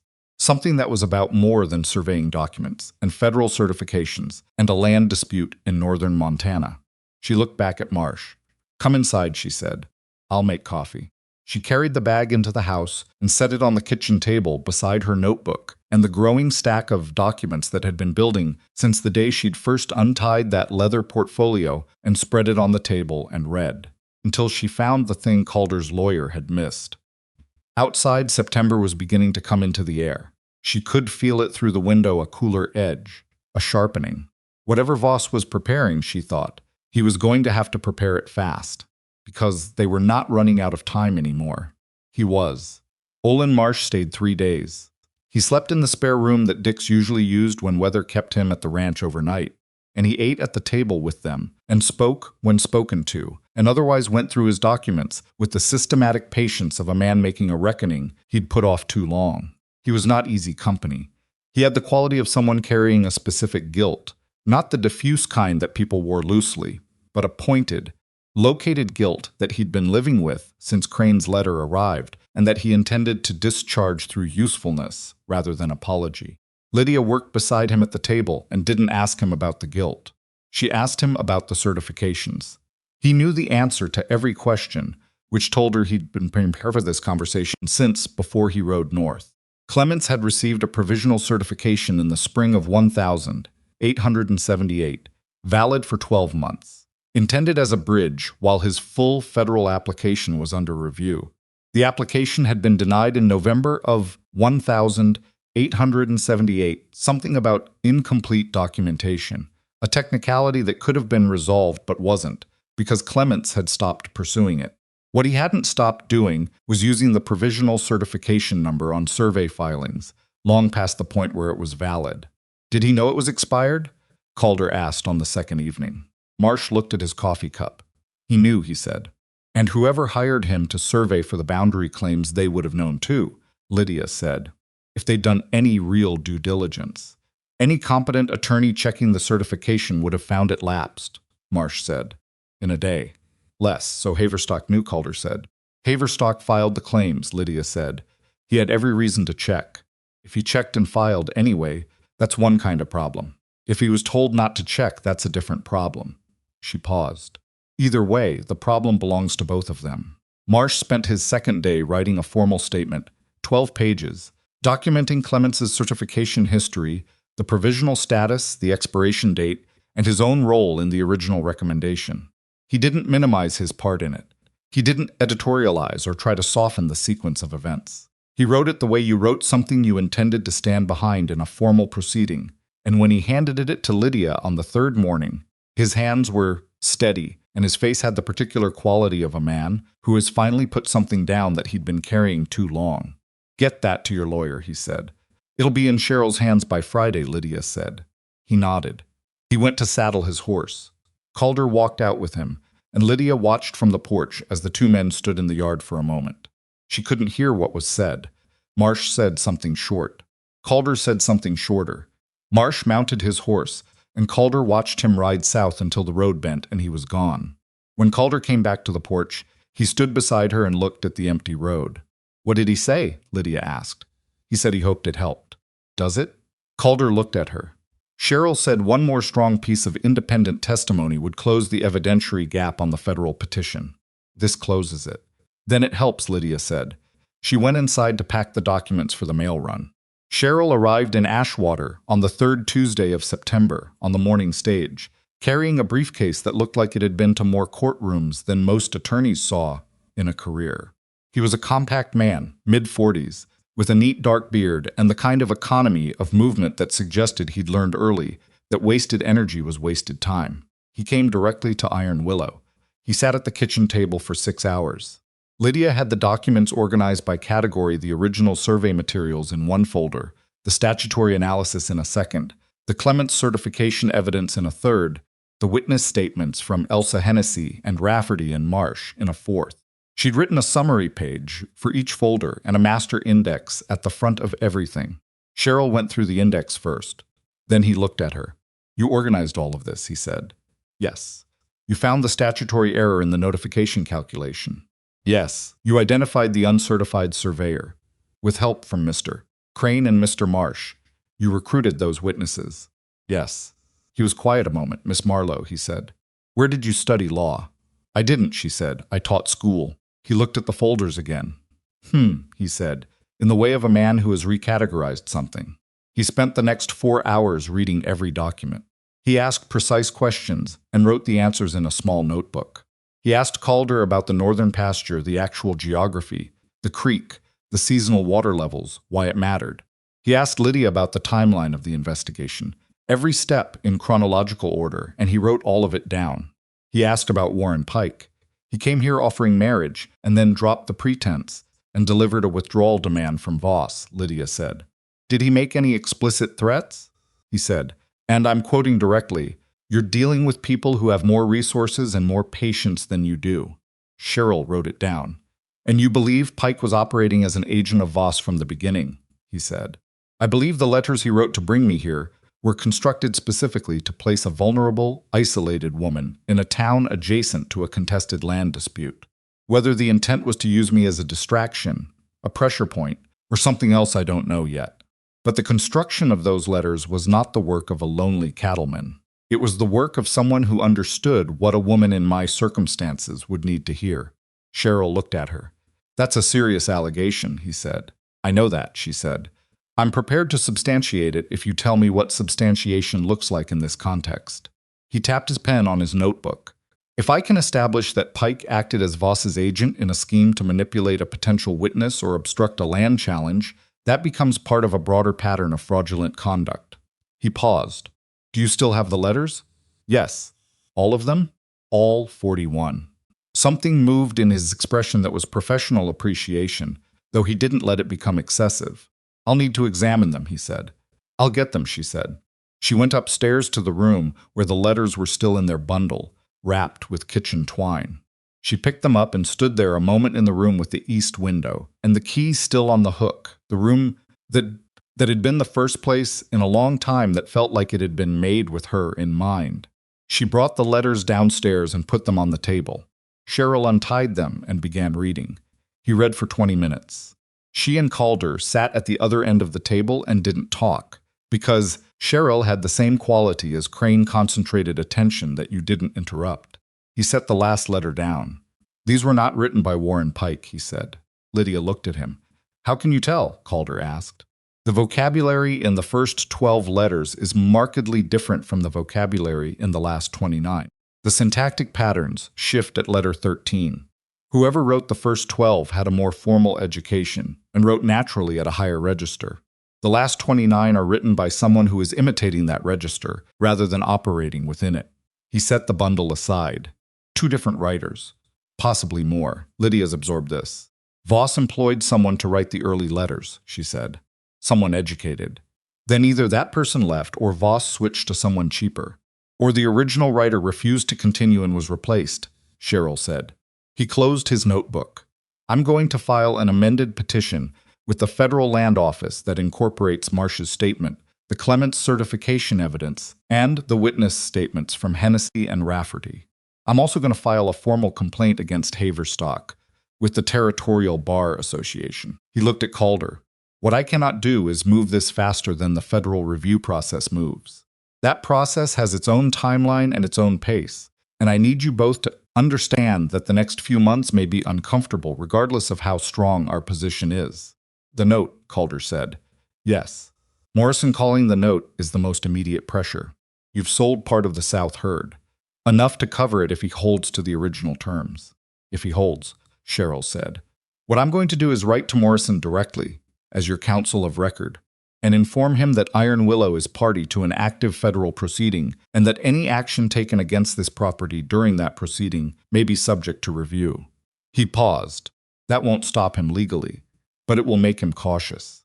Men like Morrison don't like being mentioned in legal correspondence. Will it buy time? Lydia asked.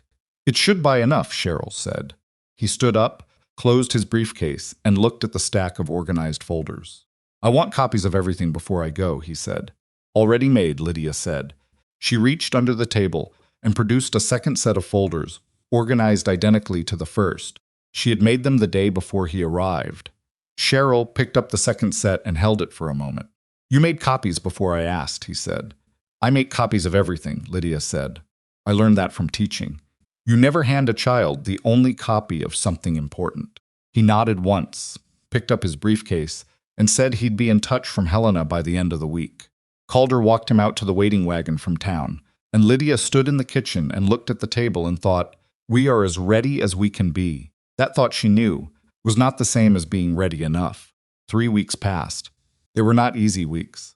The kind of waiting that follows a strong move is a different quality of hard than the waiting before you've done anything. It has a specific restlessness to it, because you've spent all your energy on preparation, and now there's nothing to do but tend the ordinary things while the larger machinery grinds along at its own pace. Calder moved the fall cattle. Lydia kept the accounts and wrote to Cheryl twice with additional information she'd recalled, and she tended the garden through the last of its season, pulling the stakes and covering the beds with straw against the coming cold, and she thought about the spring and what she'd plant. That thought surprised her when she noticed it. She was thinking about spring. She was thinking about being here for it.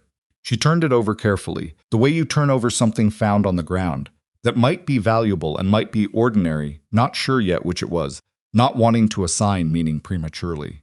She was here because Calder had offered a practical arrangement and she'd accepted it on practical terms. She was still here because the work mattered, and she'd become essential to it in ways that hadn't been planned. The question of what came after the work, after the dispute, after the petition, after all of this, resolved one way or another, was a question she hadn't let herself look at directly. She looked at it now. She looked at it one evening, while she was washing up after supper, and Calder was at the table going over the cattle sale accounts. And she looked at it clearly, and with as little wishful thinking as she could manage, which was her habit with hard things. She was 30 years old in March. She had $60 saved from 3 months of wages, enough for a stage ticket and a few weeks in a cheap room somewhere, while she found another position. She had skills that had proven considerably more useful than she'd known they were. She had no family waiting for her, and no prospects she'd been able to identify before she came west. And she had, this was the part she examined most carefully, something that felt, increasingly, like home. Not the building, not the valley or the garden or the view from the east window. The arrangement, the table. The specific quality of an evening where 2 people worked in the same room in compatible silence, and the silence was comfortable. She was aware that she was describing something she had not been offered. She was also aware, in the way of a woman who had spent 3 months paying careful attention to a man's specific habits and particular qualities, that the thing she was describing possibly something she might be offered, if she waited, if neither of them rushed it and neither of them ruined it by naming it too soon. She finished the dishes and didn't say anything. Calder looked up from the accounts. South herd sale came out better than I expected, he said. Not what it would have been in a good year, but better. Enough? She asked. Enough, he said. Good, she said, and went upstairs. The letter from Voss arrived on a Monday. Not through a lawyer. Not through an intermediary. A personal letter, handwritten, delivered by a rider who left it at the gate with Dix and rode away without waiting for acknowledgement. Calder read it at the table. His face did a series of things, controlled and then less controlled and then controlled again. He handed it to Lydia without comment. The letter was 3 paragraphs. The handwriting was precise, and without flourish, the handwriting of someone who wrote letters as instruments rather than expression. The first paragraph acknowledged that the federal review was underway and that Voss was aware of the evidence Calder had compiled. The second paragraph made an offer. Voss would withdraw his boundary claim against Iron Willow entirely. He would compensate Calder for disruption to his business relationships. A figure was named, specific and significant. He would restore the feed arrangement with Voss, write to Morrison recommending renewal of the note on original terms, and withdraw Warren Pike's civil claim against Lydia. He would cease all economic pressure against Iron Willow and have no further dealings with Calder Rusk. The third paragraph contained the condition. Calder would withdraw the federal petition. He would sign a document stating that the boundary dispute had been resolved by mutual agreement, with no finding of wrongdoing on either side. He would agree not to communicate further with the Hennesseys, the Raffertys, or any other landowner about boundary disputes in the county, and Lydia Marlowe would leave Iron Willow Ranch within 30 days and would not return to Custer County. Lydia read the third paragraph twice. She set the letter down. Calder was looking at the window. "He wants me gone," she said. "Yes," Calder said. "Because as long as I'm here, the investigation doesn't stop." "Yes." He was quiet for a moment. "That's not the only reason I'm angry about it." She looked at him. He turned from the window. "I'm not going to tell you what to do with this," he said. "Iron Willow is mine, and the decision about that petition is mine. But what he's asking about you, your presence here, that's not his to offer or refuse. That's not a negotiable item." His voice was and controlled, and she could hear what was beneath the flatness. "Calder," she said. "He thinks you're a lever," Calder said. "He thinks if he puts enough pressure on your being here, I'll make a different calculation." He picked up the letter and set it down again, the gesture of a man who wanted to do something physical with something that had no physical solution. "He doesn't understand what you've done here. Or maybe he does, and that's why he wants you gone." "It's both," Lydia said quietly. "He understands exactly what I've done.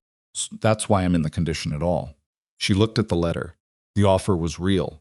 She could see that a man like Voss didn't make offers he didn't intend to honor, because his power depended on people believing he was reliable in both directions.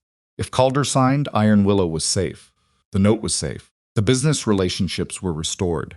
The pressure stopped, and the Hennesseys kept their lost 14 acres. And the Raffertys. And the man named Oakes who'd sold at a third of value and probably wasn't coming back. And whoever else Clemence's uncertified surveys had affected across 3 counties' 11 claims, at minimum, possibly more. She thought about Elsa Hennessy sitting at her kitchen table saying, "It's a theft, not a failure." She thought about Calder saying, "That's not a negotiable item." She folded her hands on the table. "I'm not going to tell you what to do either," she said. "Iron Willow is yours. This decision is yours. But I want to tell you what I see." "Tell me," he said. "If you sign this, you save your ranch. And everything I've built for the past 3 months, Marsh's statement, Crane's affidavit, Elsa's testimony, all of it ends here." Cheryl withdraws. The federal review loses its primary complainant.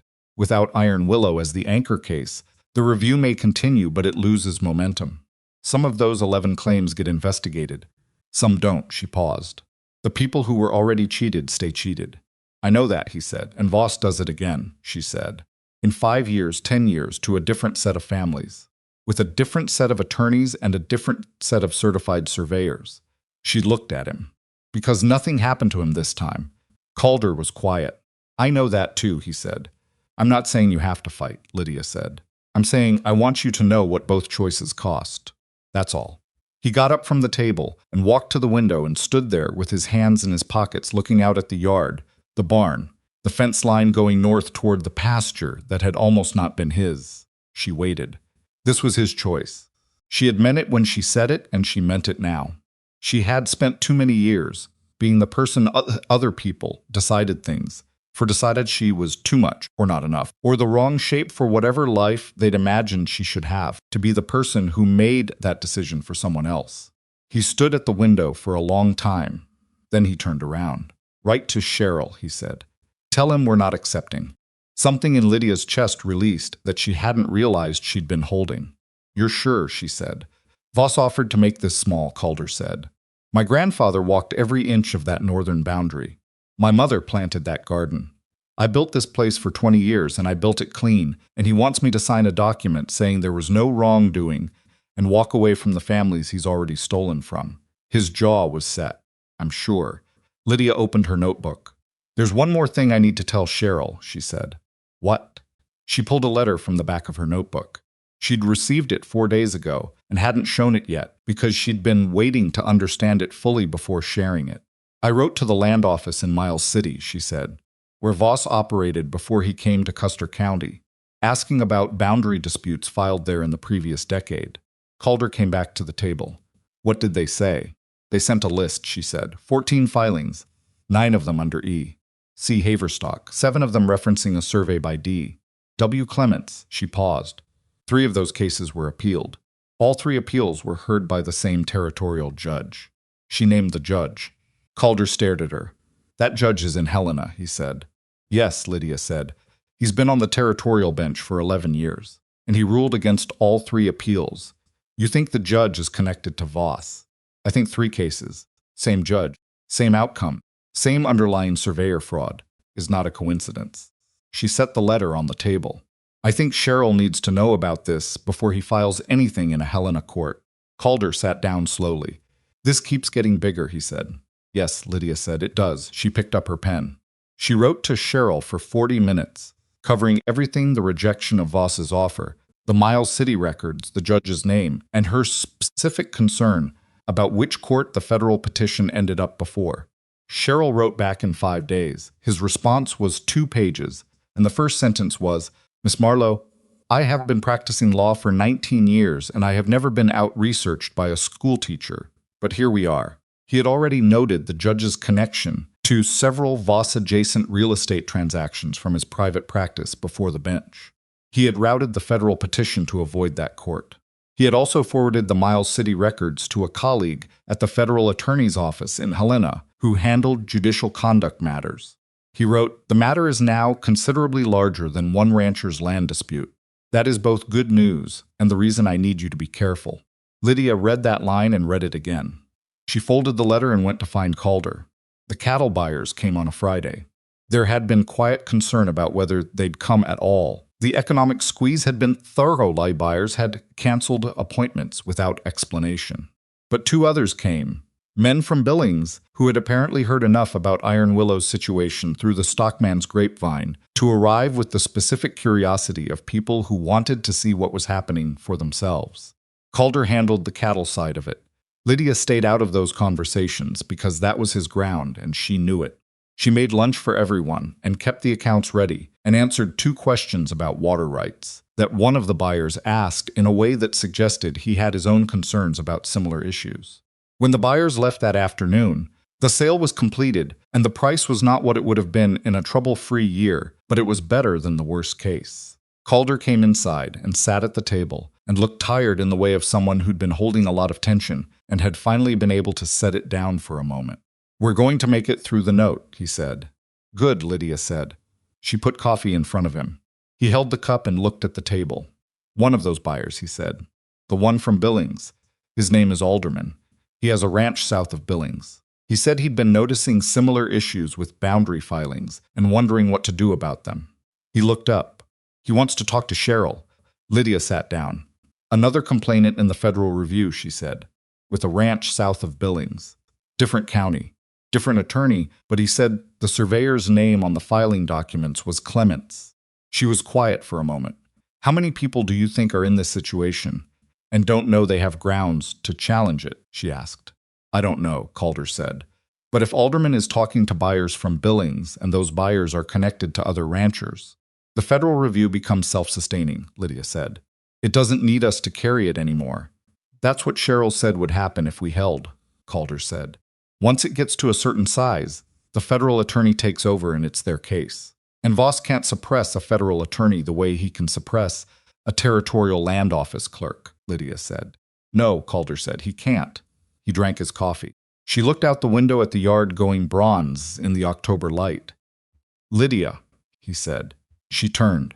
He was looking at her with the specific expression she'd learned to recognize, not the measuring look of the early weeks, not the focused look he wore when working through a problem. Something more exposed than either of those. "When this is over," he said.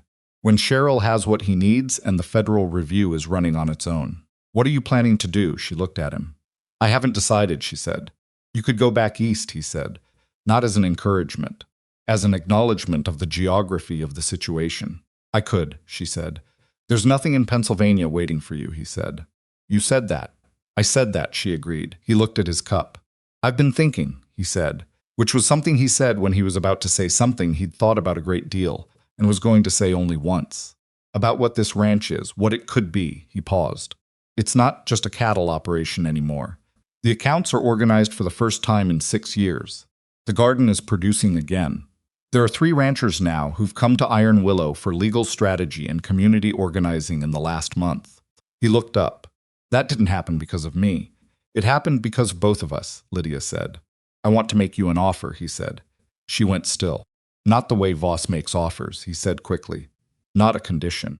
Not leverage, a real one. He put his cup down, equal partnership in the ranch. Your name on the deed beside mine. Half the decisions, half the land, half of whatever we build. He looked at her steadily. And I want to ask you separately, because it's a different question whether you'd be willing to build the rest of it with me. Lydia looked at him. She looked at him for a long time, in the specific, careful way she'd learned to look at things that mattered, not jumping to conclusions, not letting what she wanted distort what was actually in front of her. What was in front of her was a man who had lifted her trunk without permission and said, "Come home," to a woman he'd known for 11 minutes. A man who had shown her a room with a lock on the inside and said, "The key works," the way you said that to someone whose safety you were taking seriously. A man who had sat at this table night after night and watched her work and never once told her it was too much or too complicated or not her business. Who had let her pull on every thread she found without asking whether she had the right to. Who had said, when Voss put her name in a condition, that was not a negotiable item. Not because she was useful, because she mattered, she said. He let out a breath, a small one, the breath of someone who had been holding something carefully for a long time. To both questions, he asked. To both questions, she said. Neither of them moved for a moment. Then she reached across the table and put her hand over his, briefly, the way you do when words have been said and don't need to be repeated. She picked up her notebook. I need to finish the letter to Cheryl, she said. I know, he said. She wrote. He sat with his coffee. The October light moved across the floor, and the ranch was quiet around them, the good quiet of a place that had people in it. Outside, far down the South Road in Ashwater, Bramwell Voss had not yet received word that his offer had been refused. When he did, he would sit with his attorney and map out the next move, because men like Voss always had a next move, and he was not a man who accepted a refusal as an ending. But the architecture of what Lydia and Calder had built over these months was not something Voss had ever had to account for before. He had built his empire on people who fought alone, who didn't know the law well enough to find the cracks in it, who ran out of money or courage or time before they could get the right help in the right place.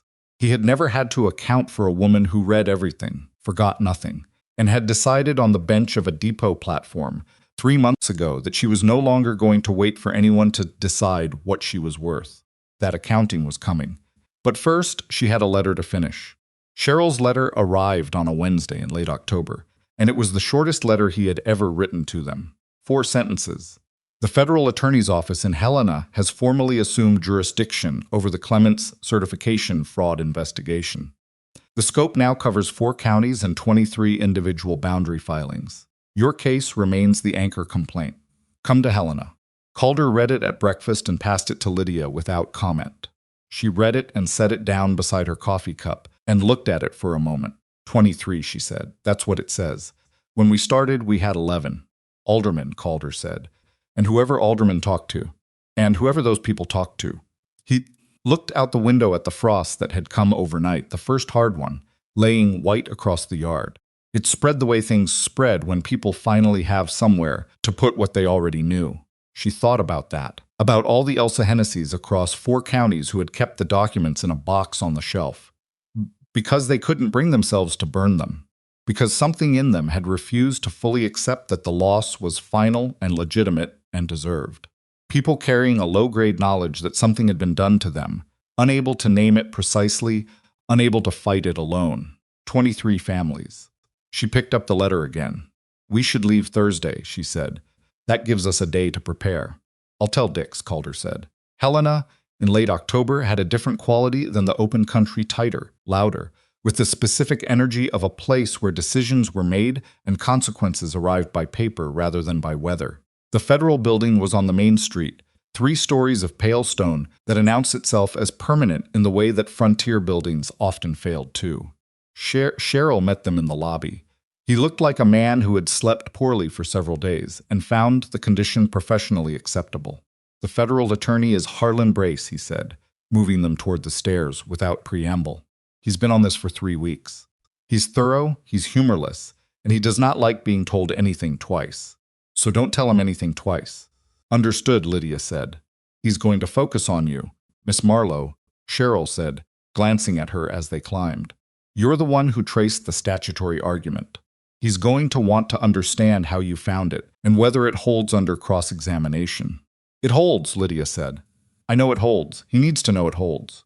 Then I'll explain it to him until he does. Cheryl almost smiled. It was a brief thing, quickly professional again. Harlan Brace was a tall man with a gray mustache, and the particular stillness of someone who had learned that patience was a more effective tool than urgency. He shook Calder's hand and nodded at Lydia and gestured them to chairs across from a desk that had 4 organized stacks of documents on it. He looked at Lydia. You found the notification clock error, he said. Yes. Walk me through it. She walked him through it. She used the same language she'd used in the original letter to the Territorial Land Office. The precise statutory language, the specific amendment dates, the calculation difference between registration and certified delivery. She spoke without notes because she didn't need them. Brace listened without interrupting. When she finished, he was quiet for a moment. And the uncertified surveyor, he said, Clements. Provisional certification expired November 1878. Used on filings through at least 1885, possibly later. Olin Marsh provided the certification history.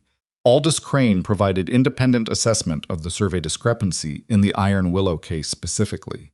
I've read both statements, Brace said. I want to know how you connected Clements to Haverstock to Voss. Haverstock filed every Voss-connected boundary claim in Custer County.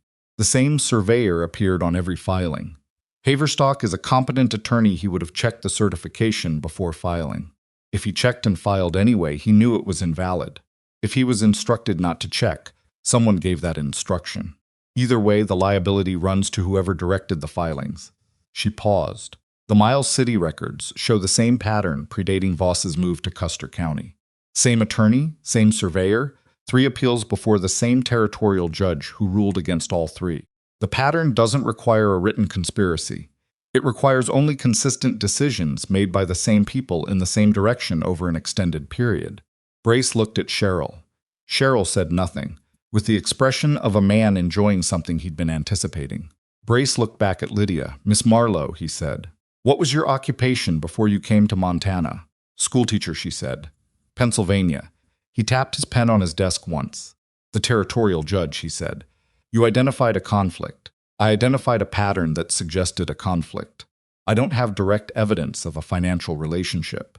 What I have is the Miles City records and the consistent outcome across 3 appeals, combined with property records from Helena, suggesting the judge made 3 real estate purchases in the period following those rulings at prices below assessed value from entities connected to Voss's business interests. The room was very quiet. Calder, who had been sitting slightly back from the desk in the posture of a man who understood this part of the conversation was not his ground, looked at Lydia without moving his head. She had not shown him those property records. She had found them 2 days before they left for Helena and had been waiting for the right moment. Where did you obtain the property records? Brace said. The Helena County Recorder's Office is a public record, Lydia said. I wrote to them in September. The response arrived last week. Brace stood up. He went to the window and looked out at the street for a moment, then came back. I'm going to need copies of those records, he said. Lydia opened her bag and produced them. She had made copies. Brace took them and looked at them for a long time, standing at his desk rather than sitting. All right, he said finally. He set the records down carefully, the way you set down something that has just changed the dimensions of what you're dealing with. The boundary fraud investigation I can prosecute directly. The judicial conduct matter goes to a separate office. But it informs the scope of what I'm building. He looked at Lydia. I'm going to need a formal deposition. Everything you've told me today, on the record. with counsel present. When? Lydia asked. Tomorrow morning, he said, if you can. We can, she said. The deposition took 4 hours. Brace asked every question twice, from 2 angles, the way you test a joint, by pushing it in both directions to make sure it holds. Lydia answered every question from the documents, from memory, from the specific, detailed knowledge of someone who had spent 3 months living inside this material, until it was as familiar as the rooms of a house she'd been through 100 times. Calder gave his own deposition afterward, shorter, focused on the specific sequence of events at Iron Willow, the original filing, the economic pressure, Voss's offer, the decision to refuse it. When Brace asked why he'd refused an offer that would have secured his ranch and ended the pressure, Calder was quiet for a moment. Because it would have ended the pressure on me, he said. Not on anyone else. Brace wrote it down. They stayed in Helena 3 days in total. On the second day, Cheryl briefed them on the procedural timeline. The federal investigation would take months, probably until spring, possibly longer. Haverstock had already been notified of the bark complaint and had retained his own counsel, which Cheryl read as the decision of a man who understood his exposure and was calculating how to minimize it. Warren Pike had been interviewed by a federal investigator in connection with his role in the scheme to place Lydia in Ashwater. He had declined to answer questions without counsel, which was his right, and also, Cheryl noted, a decision that rarely helped the person making it. Voss himself had not yet been formally charged. That was coming. Cheryl said it with the specific certainty of a man who'd watched cases build long enough to know what the shape of one felt like when it was solid. When it does come, Cheryl said, Voss is going to try to settle. He's going to offer restitution to the affected landowners in exchange for a reduced charge and a civil rather than criminal resolution. Will that work? Calder asked. It depends on Brace, Cheryl said. And it depends on what the judicial conduct investigation produces. If the judge is implicated, Brace has leverage to push for something more substantial. He paused. What I can tell you is that regardless of what happens to Voss personally, the boundary claims are going to fall. All 23 of them. The Clements certification is the thread that unravels everything. Once Brace gets that into a federal court, there's no saving any filing that relied on it. Lydia thought about Elsa Hennessy's 14 acres. The families who lost land, she said. The ones who sold or were forced out. Can they get it back? Some of them, Cheryl said. The ones who sold under duress with the fraudulent claims, as the mechanism they have grounds for restitution. Whether they can recover the land itself depends on who currently holds title and what the courts decide about chain of ownership. He spread his hands. It won't be complete. Some of what was lost is probably gone permanently, but some of it comes back. And for the ones still fighting Hennessy, Rafferty, the others who held on their titles get confirmed, and the cloud over them clears. Lydia looked at the table. That was not a perfect answer. She had known, somewhere along the way, that it wasn't going to be a perfect answer. The world that Voss had damaged over 7 years was not going to be fully repaired in a court proceeding, any more than a field that had been stripped of its topsoil could be restored in a season. Some things, once taken, left a changed landscape behind them, even after the taking was addressed. But incomplete justice was still justice. And the families still fighting got to keep what they'd held on to. That mattered. All right, she said. They came home to Iron Willow on a Saturday, arriving in the late afternoon with the light already going low and cold over the valley, the kind of November light that arrived early and left things looking stripped and honest. Dix met them at the gate with the information that the north fence had a section down from an elk that had apparently decided the barrier was a suggestion, and that the feed delivery had come on time and in full, and that there had been no visitors and no messages. Normal ranch problems. Normal ranch business. Lydia got down from the wagon and stood in the yard for a moment and looked at the house and the barn and the garden beds she'd put to sleep for the winter, and she felt something that was specific and hard to name exactly, not relief, not triumph, more like the particular feeling of a person who has been carrying weight for a long time and has finally set it down in a place where it belongs. Not done, not finished. The federal process would run its months, and there would be more letters and more questions, and probably more pressure of one kind or another, before it was fully resolved. But the shape of it had changed. They were no longer reacting. They had done what they could do, put it in the right hands, and what happened next was in the machinery of institutions larger than both of them. She went inside and started the stove. The letter from Brace came in February, the coldest month, when Iron Willow was deep in the work of winter maintenance, and the days were short, and the kitchen was the warmest room in the house. He wrote with his characteristic efficiency. Haverstock had agreed to cooperate with the federal investigation in exchange for a reduced charge. His cooperation had produced documentary evidence directly connecting Voss to the Clements arrangement specifically, records of payments made to Clements through a business entity controlled by Voss, beginning in 1879 and continuing through 1884. Warren Pike's attorney had contacted Brace's office to discuss terms. The territorial judge had resigned from the bench, pending the judicial conduct investigation. The boundary claims were being vacated systematically. The Hennessy claim was among the first group to be officially invalidated. Their 14 acres were confirmed as their title, clear and uncontested. Brace wrote at the end, "The Iron Willow complaint was the necessary foundation of this case. It would not have been built without the quality of evidence presented at the initial filing. I want that noted in this correspondence." Calder read the letter at the breakfast table, and when he finished he set it down and was quiet for a moment. "Haverstock gave them Voss," he said. "Yes," Lydia said. "That means Voss is facing a federal charge. Fraud. Potentially conspiracy if Pike's attorney offers something useful." She poured more coffee. "It'll take months still, maybe longer. But it's not going to stop." Calder nodded. He looked at the letter. 14 acres back, he said. "The Hennessys." "I know," Lydia said. She had been thinking about Elsa since she read it. About Elsa sitting at that kitchen table, 2 years of held anger behind her eyes, saying it's a theft, not a failure. About Ned, who felt it like something he'd done wrong. She was going to ride to the Hennessy place today. She wanted to tell Elsa herself, not let it arrive by mail as a legal document without a face attached to it. Calder looked at her across the table. "Go," he said. "I'll deal with the morning work." She pulled on her coat. Elsa Hennessy stood in her yard and read Brace's letter, and then stood holding it for a long time without speaking, looking at the east field that had been taken from her 2 years ago and had continued to sit there, visible from her kitchen window, every morning, for 700 days. Her jaw was tight. She was not going to cry in front of anyone, which was a characteristic Lydia recognized and respected. "It's confirmed?" Elsa said. "It's actually confirmed." "It's confirmed," Lydia said. Elsa looked at the field. "I need to tell Ned," she said. Her voice was rough at the edges. "I know," Lydia said. "He's been carrying this." Elsa pressed her lips together. "He thinks it was something he could have stopped. He didn't know about the lawyer. He didn't know to check the certification. He trusted the process, and it robbed him. And he's been carrying that for 2 years like it was a personal failing." "It wasn't," Lydia said. "No," Elsa said, "it wasn't."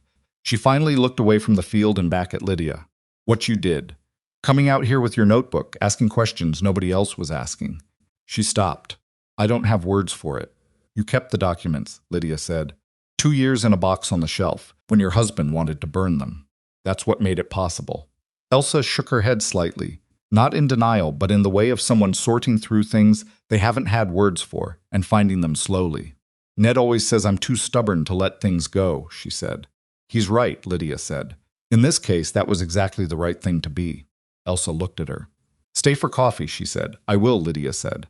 They went inside, and Elsa called for Ned, and Lydia sat at the kitchen table, where she had first laid out the documents that started all of this and listened to the sound of a man who had been carrying a private shame for 2 years, learning that the thing he'd been ashamed of had never been his fault. Ned Hennessy was not a man who showed things easily. He read the letter standing at the kitchen doorway, and he looked at his wife, and then he sat down and looked at the table and was quiet for a long time. 14 acres, he said. 14 acres, Elsa said. He put his hand over his wife's hand on the table. He didn't say anything else for a while. He didn't need to. They married in December, on a morning when the snow had come overnight and lay quiet and even across the valley. Not the dramatic kind of snow that storms bring, but the settled kind that arrives gently and stays. It was a small thing. The justice of the peace from Millhaven, the one who'd notarized Crane's affidavit, came to Iron Willow for it. Dick stood as witness, wearing a clean shirt that he'd clearly pressed carefully and was trying not to seem aware of. Elsa Hennessy came, and Rafferty and his wife, and old Calloway from the Mercantile, who had told Lydia to be careful on her second day in Ashwater, and had never explained what he meant and never needed to. There were no speeches. Calder had asked her the week before what kind of ceremony she wanted, and she had said, quiet and real, and without anyone performing anything. He had said, that's what I want too. So it was quiet and real, and when it was done, it was done. And Dix shook Calder's hand, and Elsa held both of Lydia's hands for a moment and looked at her with the specific look of a woman who has seen another woman do something difficult and wants her to know she saw it. You look like someone who belongs here, Elsa said. I am someone who belongs here, Lydia said. It was the first time she had said it out loud, and saying it out loud was different from thinking it. It settled into the air and stayed. Spring came to Iron Willow the way spring always came, reluctantly at first, then all at once, the ground softening and the creek running high, and the garden beds emerging from the straw mulch with the tentative optimism of things that had been waiting their season.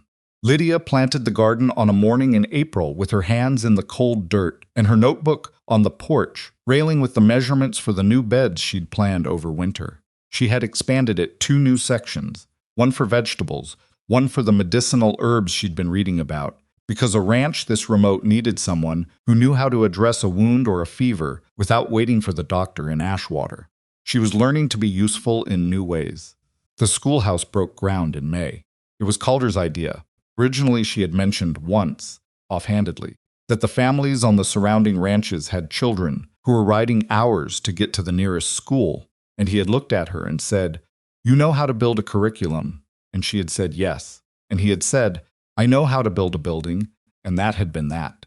It was a one-room structure on the south edge of the Iron Willow property, close enough to the road that families from neighboring ranches could reach it without crossing the main working land.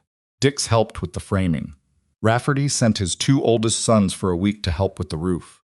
Ned Hennessy showed up one Saturday with a wagon load of lumber he said he'd been meaning to use for something and had decided this was the right something.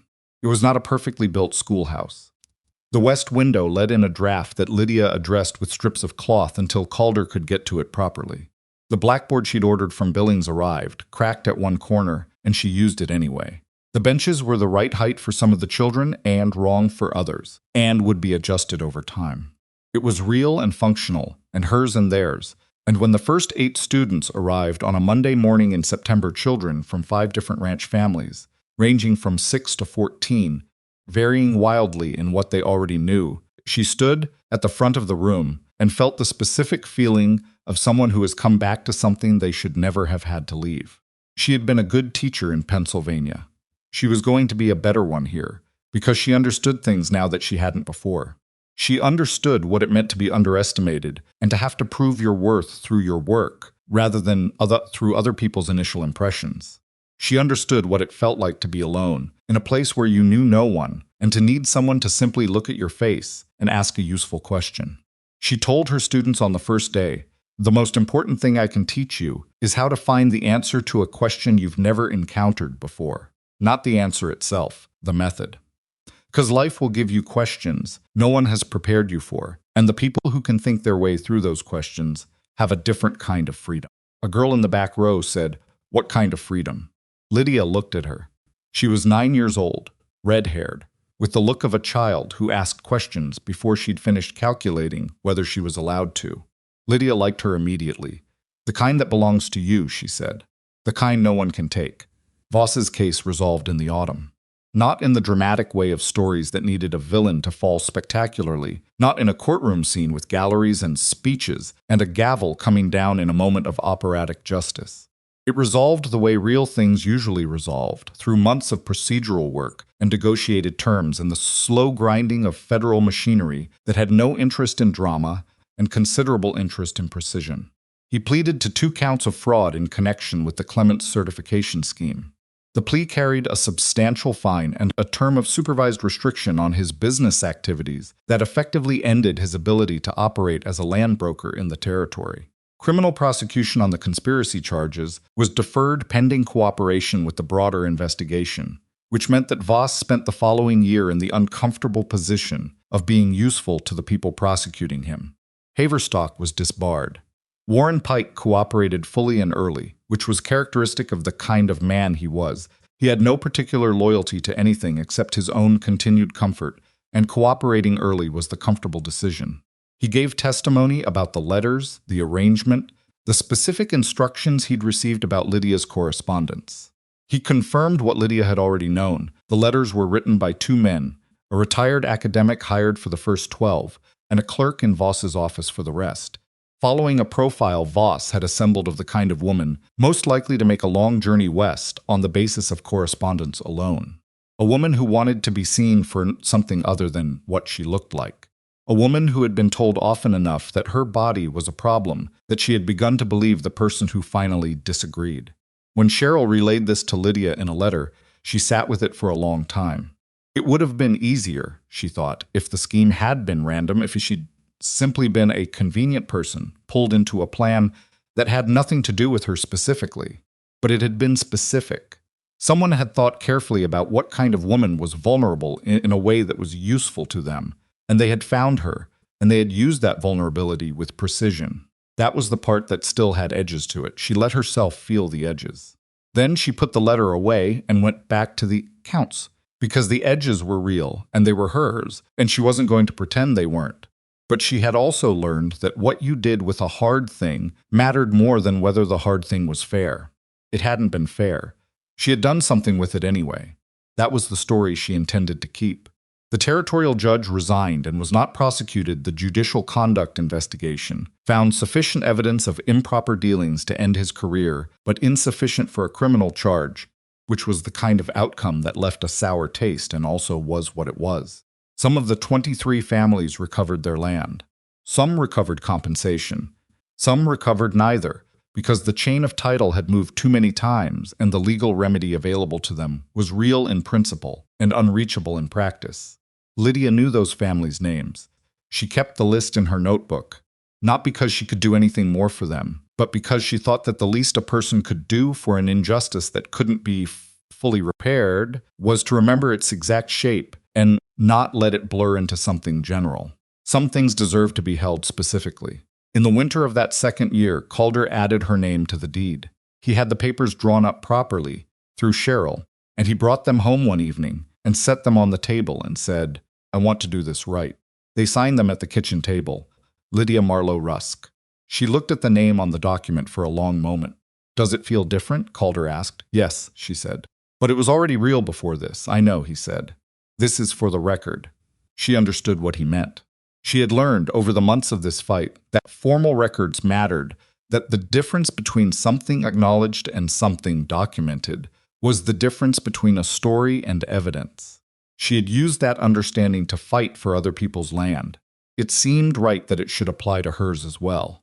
She was half of Iron Willow now, not because someone had decided to grant it to her, because she had worked for it and loved it, and stayed when leaving would have been easier, and the man sitting across the table had seen all of that and decided it deserved to be on paper. The bench at the Ashwater Depot had been repainted. She noticed it one afternoon in the spring of the second year when she drove into town for supplies. Fresh paint, dark green, clean. Someone had decided it needed it and done it. The depot itself was the same narrow platform, the same tracks going east and west, the same quality of in-betweenness that train stations always had, places designed for leaving and arriving rather than staying. She had arrived here almost 2 years ago with 60 cents and a trunk and 41 letters that were lies. She had stayed. Not because she'd had nowhere else to go, though that had been true at first. Not because Calder had offered her something at her most desperate moment and she'd had no choice but to accept it, though that was also true. She had stayed because she had looked at this valley and this ranch and this particular quiet man, and she had decided. That was the thing she thought about most, when she thought about the arc of it, the decision. People talked about being chosen, about being found, about the right person arriving and selecting you, as if the most important event in a life was a moment of passive receiving. She had spent a long time believing that story. She had ridden west in pursuit of it, had sat on a bench for 3 days waiting for it, had nearly let it define her when it didn't come. What she knew now, in the settled and specific way of someone who had tested a thing rather than just believed it, was that being chosen was ordinary.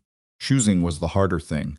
Choosing to stay, choosing to fight, choosing to pull on a thread, even when she couldn't see where it ended.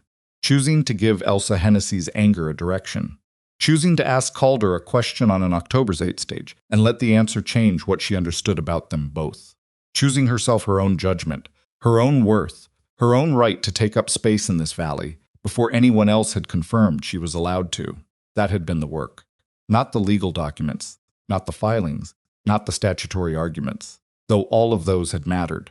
The real work had been interior, and it had started on a depot bench on a hot August morning when she had decided, with nobody watching and nothing yet resolved, that she was not going to become the story other people had written for her. She sat on the bench for a moment, not because she needed to, not to mark anything formally, just to see how it felt to sit here now, with 2 years behind her and the rest of it ahead. It felt like a bench. A wooden bench repainted green at a train station in a small Montana town. She got up, loaded her supplies into the wagon, and drove home. Calder was at the fence line when she came through the gate, working a section that had needed attention for weeks. He looked up and she raised a hand, and he raised one back, the specific economy of two people who had learned each other's language and didn't need words for ordinary things. She unhitched the horse and carried the supplies inside. She put water on for coffee. She opened her notebook to the current page, where she had 3 things written down that needed attention this week: a letter to Cheryl about the final disposition of the Rafferty compensation, a new reading schedule for the advanced students at the school, and a note to herself to ask Calder about expanding the east fence line in the spring. Real things. Practical things. The kind of things that filled a life that was actually being lived. Outside, the Montana evening came down in the particular unhurried way it did out here, spreading from the east across the whole wide sky, and the valley went quiet in the way it went quiet in the evenings. That specific settled silence of a place that had been the same land for a long time and would be for longer still. Iron Willow. Lydia Marlowe Rusk looked at her notebook and her coffee and her kitchen window and thought, this is what it looks like when you stop waiting to be chosen and start building the thing you want to live in. It doesn't look like a moment. It doesn't arrive in a single scene with appropriate music. It looks like a Wednesday. It looks like a fence that needs fixing, and a student who asks better questions than you expected, and a man who comes in from the cold and sits down across from you and doesn't need to say anything because the two of you have been in the same conversation for 2 years, and it isn't finished yet, and neither of you wants it to be. It looks like ordinary life, which is the only kind there is, and which, she had learned, was more than enough.